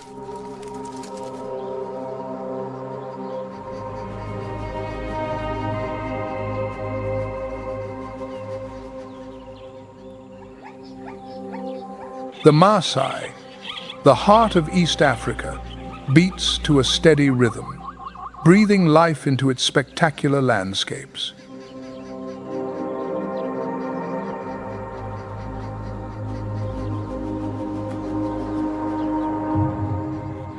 In this wilderness, towering termite mounds rise like ancient fortresses. Standing amidst the grasslands,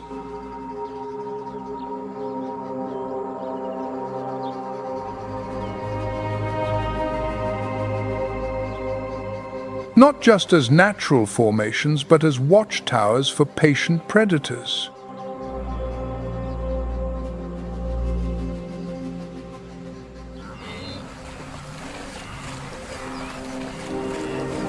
The Mara River cuts through the plains like a deep scar, dividing the wilderness into two contrasting worlds.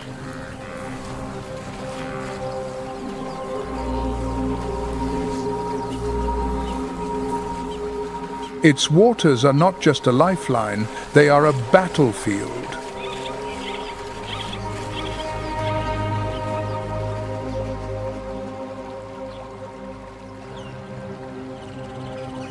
Beneath its murky surface, the Nile crocodile awaits. A silent assassin, honed by time, with a relentless grip and a strike as swift as fate.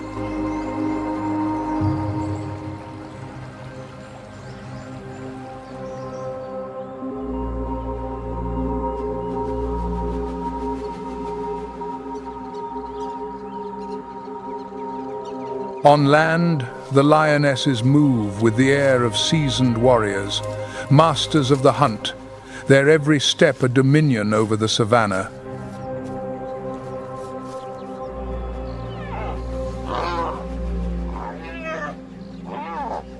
Facing them, the spotted hyenas gather in ruthless clans, both relentless hunters and nature's cleanup crew.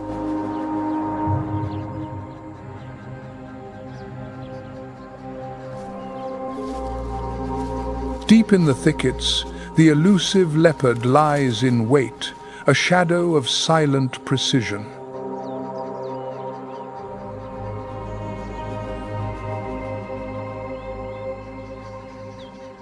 Its ambush is executed with a lethal grace.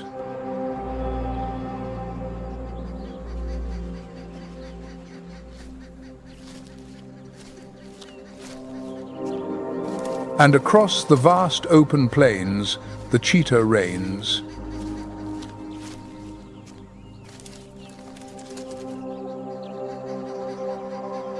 Its legendary speed turns every chase into an uncompromising pursuit.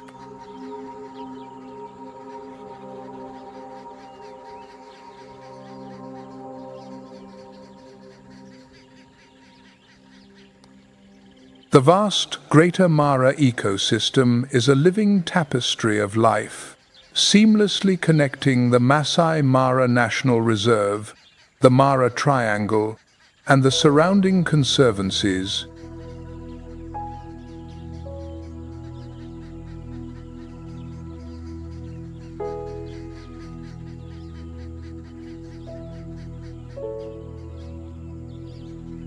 This region, with an elevation ranging from 4,900 to over 7,100 feet, has a multi-layered landscape sculpted by valleys, rivers, and rolling hills.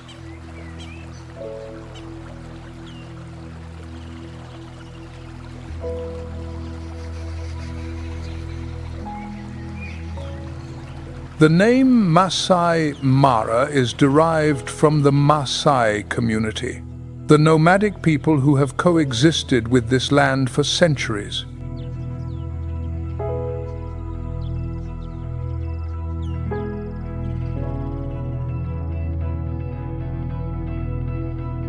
Mara in their language means spotted.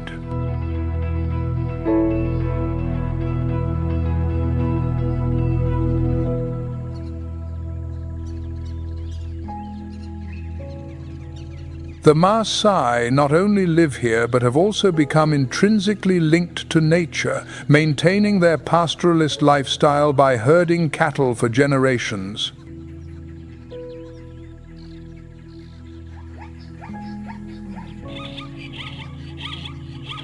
The Masai Mara is home to over 95 mammal species and 570 bird species.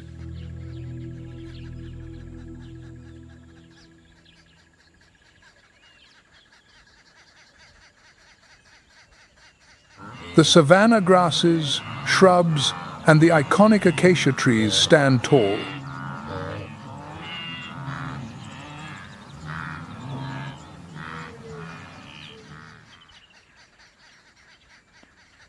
But the Masai Mara is more than just a beautiful landscape.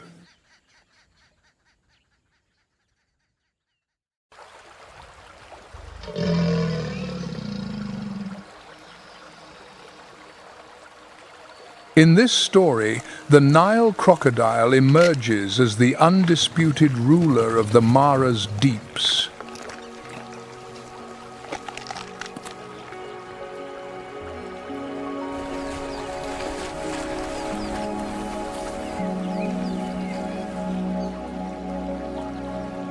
This colossal predator is a legend in the wildlife world, capable of reaching lengths of up to 20 feet and weighing over 2,200 pounds.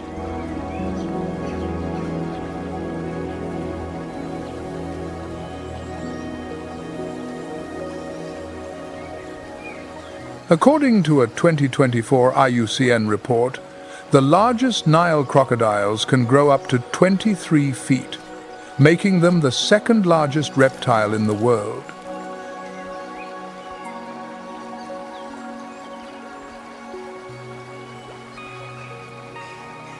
Each hunt is a masterclass in patience and unparalleled power.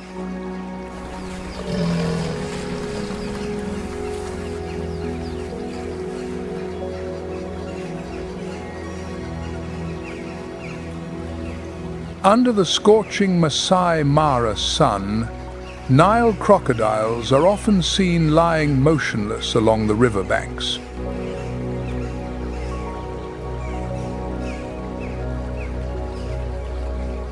From 9 a.m. to 4 p.m., they bask, absorbing the sunlight to regulate their body temperature.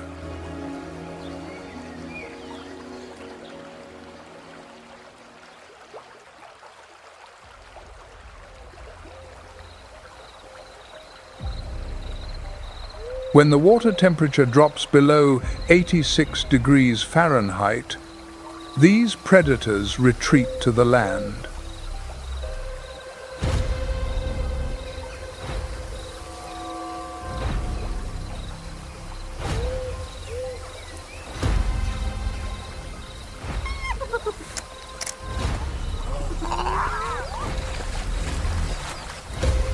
At night, as darkness envelops the Mara River, the Nile crocodile awakens.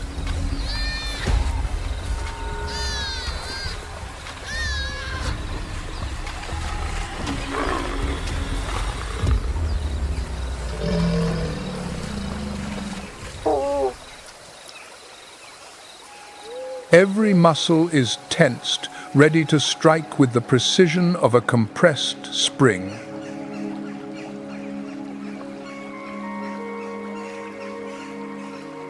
In the dry season, when food is scarce, the Nile crocodile conserves energy by lying motionless in the sun.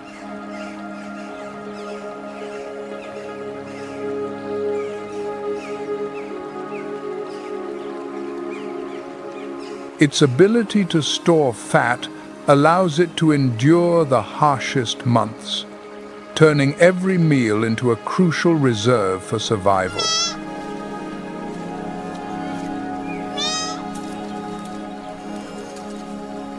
The Nile crocodile reigns as the apex predator of its habitat, dominating its territory with few rivals.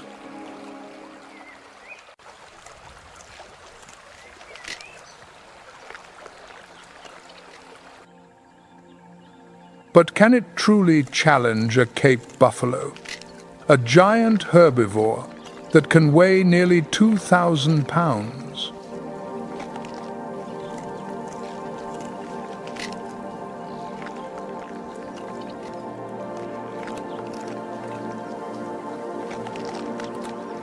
These formidable creatures move in herds, approaching the Mara River with a stately presence, their sharp, curved horns glittering in the sun.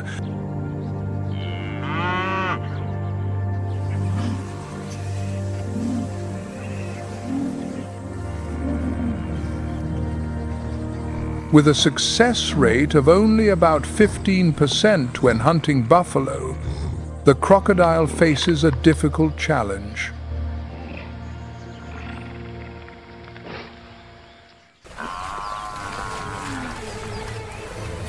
They often target the young or the old, weak buffalo that have strayed from the herd.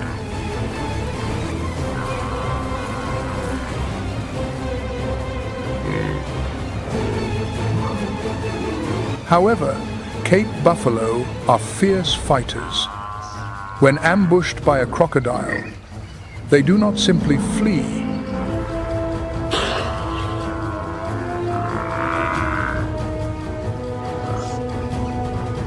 They turn back and confront their attacker.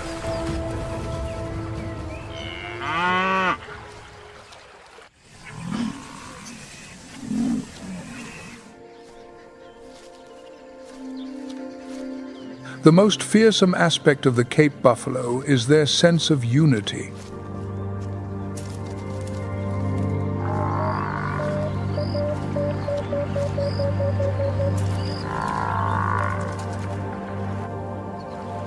If one member of the herd is attacked, the entire group often turns back to counterattack.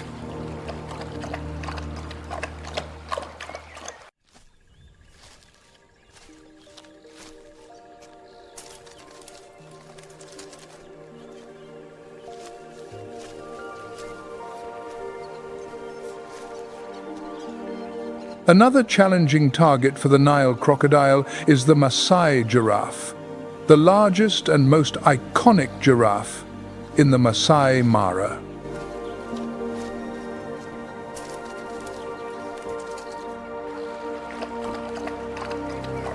These giraffes are also the tallest in the world, reaching an average height of 18 to 20 feet.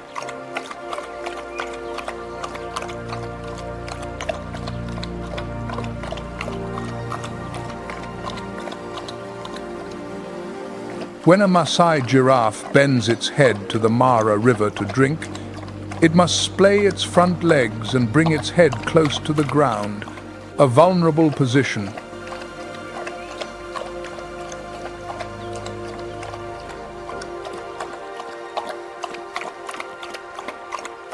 Therefore, Maasai giraffes are always vigilant. lowering their heads to drink for only short moments, often 15 to 30 seconds to minimize the risk.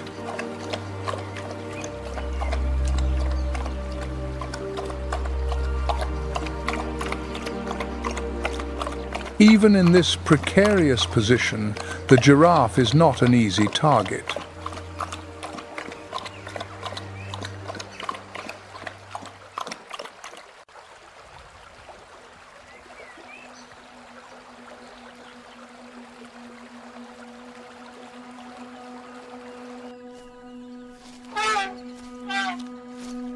The Mara River, the lifeblood of the Masai Mara, is also home to one of Africa's most iconic giants, the African bush elephant.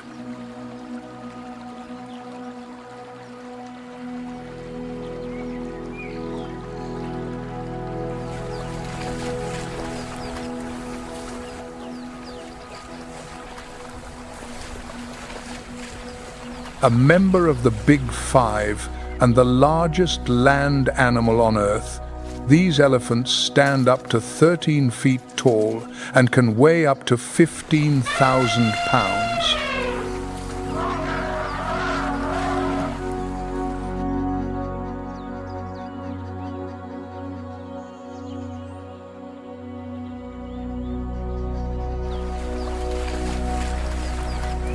According to a 2023 study published in the Journal of Wildlife Ecology, these elephants can learn and remember migration routes and recognize individual herd members.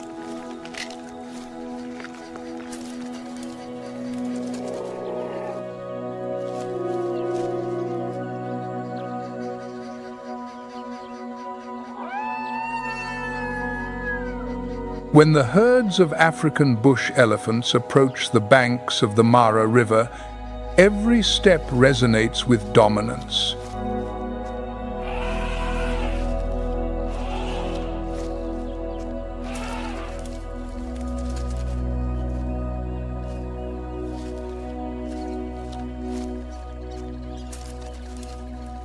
These giants take over the shallows, where the Nile crocodiles have been waiting in hunger for months.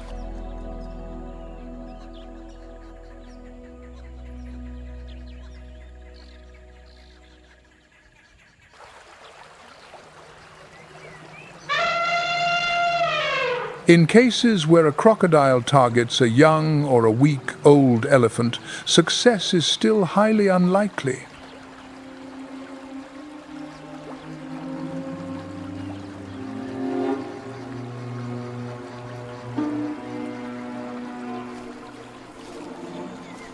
That's when the protective circle formed by the adult elephants becomes an impenetrable barrier.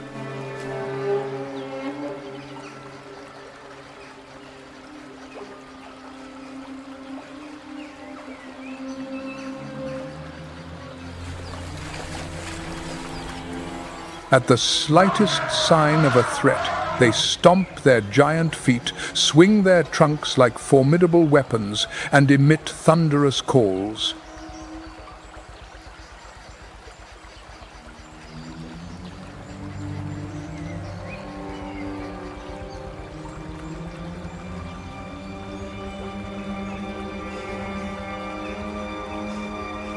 Thanks to the tight organization of the herd and a powerful protective instinct, the success rate of crocodile attacks on elephant calves in the Mara River is less than 10%.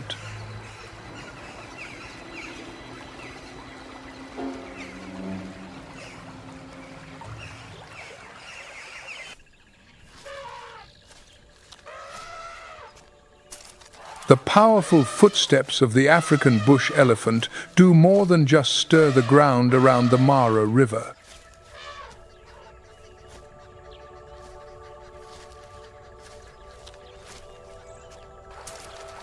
They reshape the landscape itself.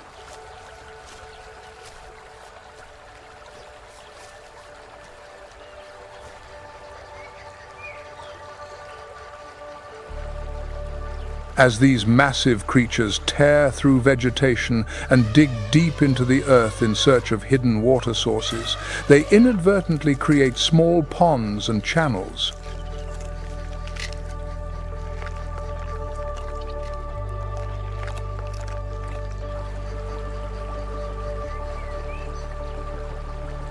According to a 2024 study by the African Ecological Research Center, the water bodies created by elephants are ideal breeding grounds for Nile crocodiles,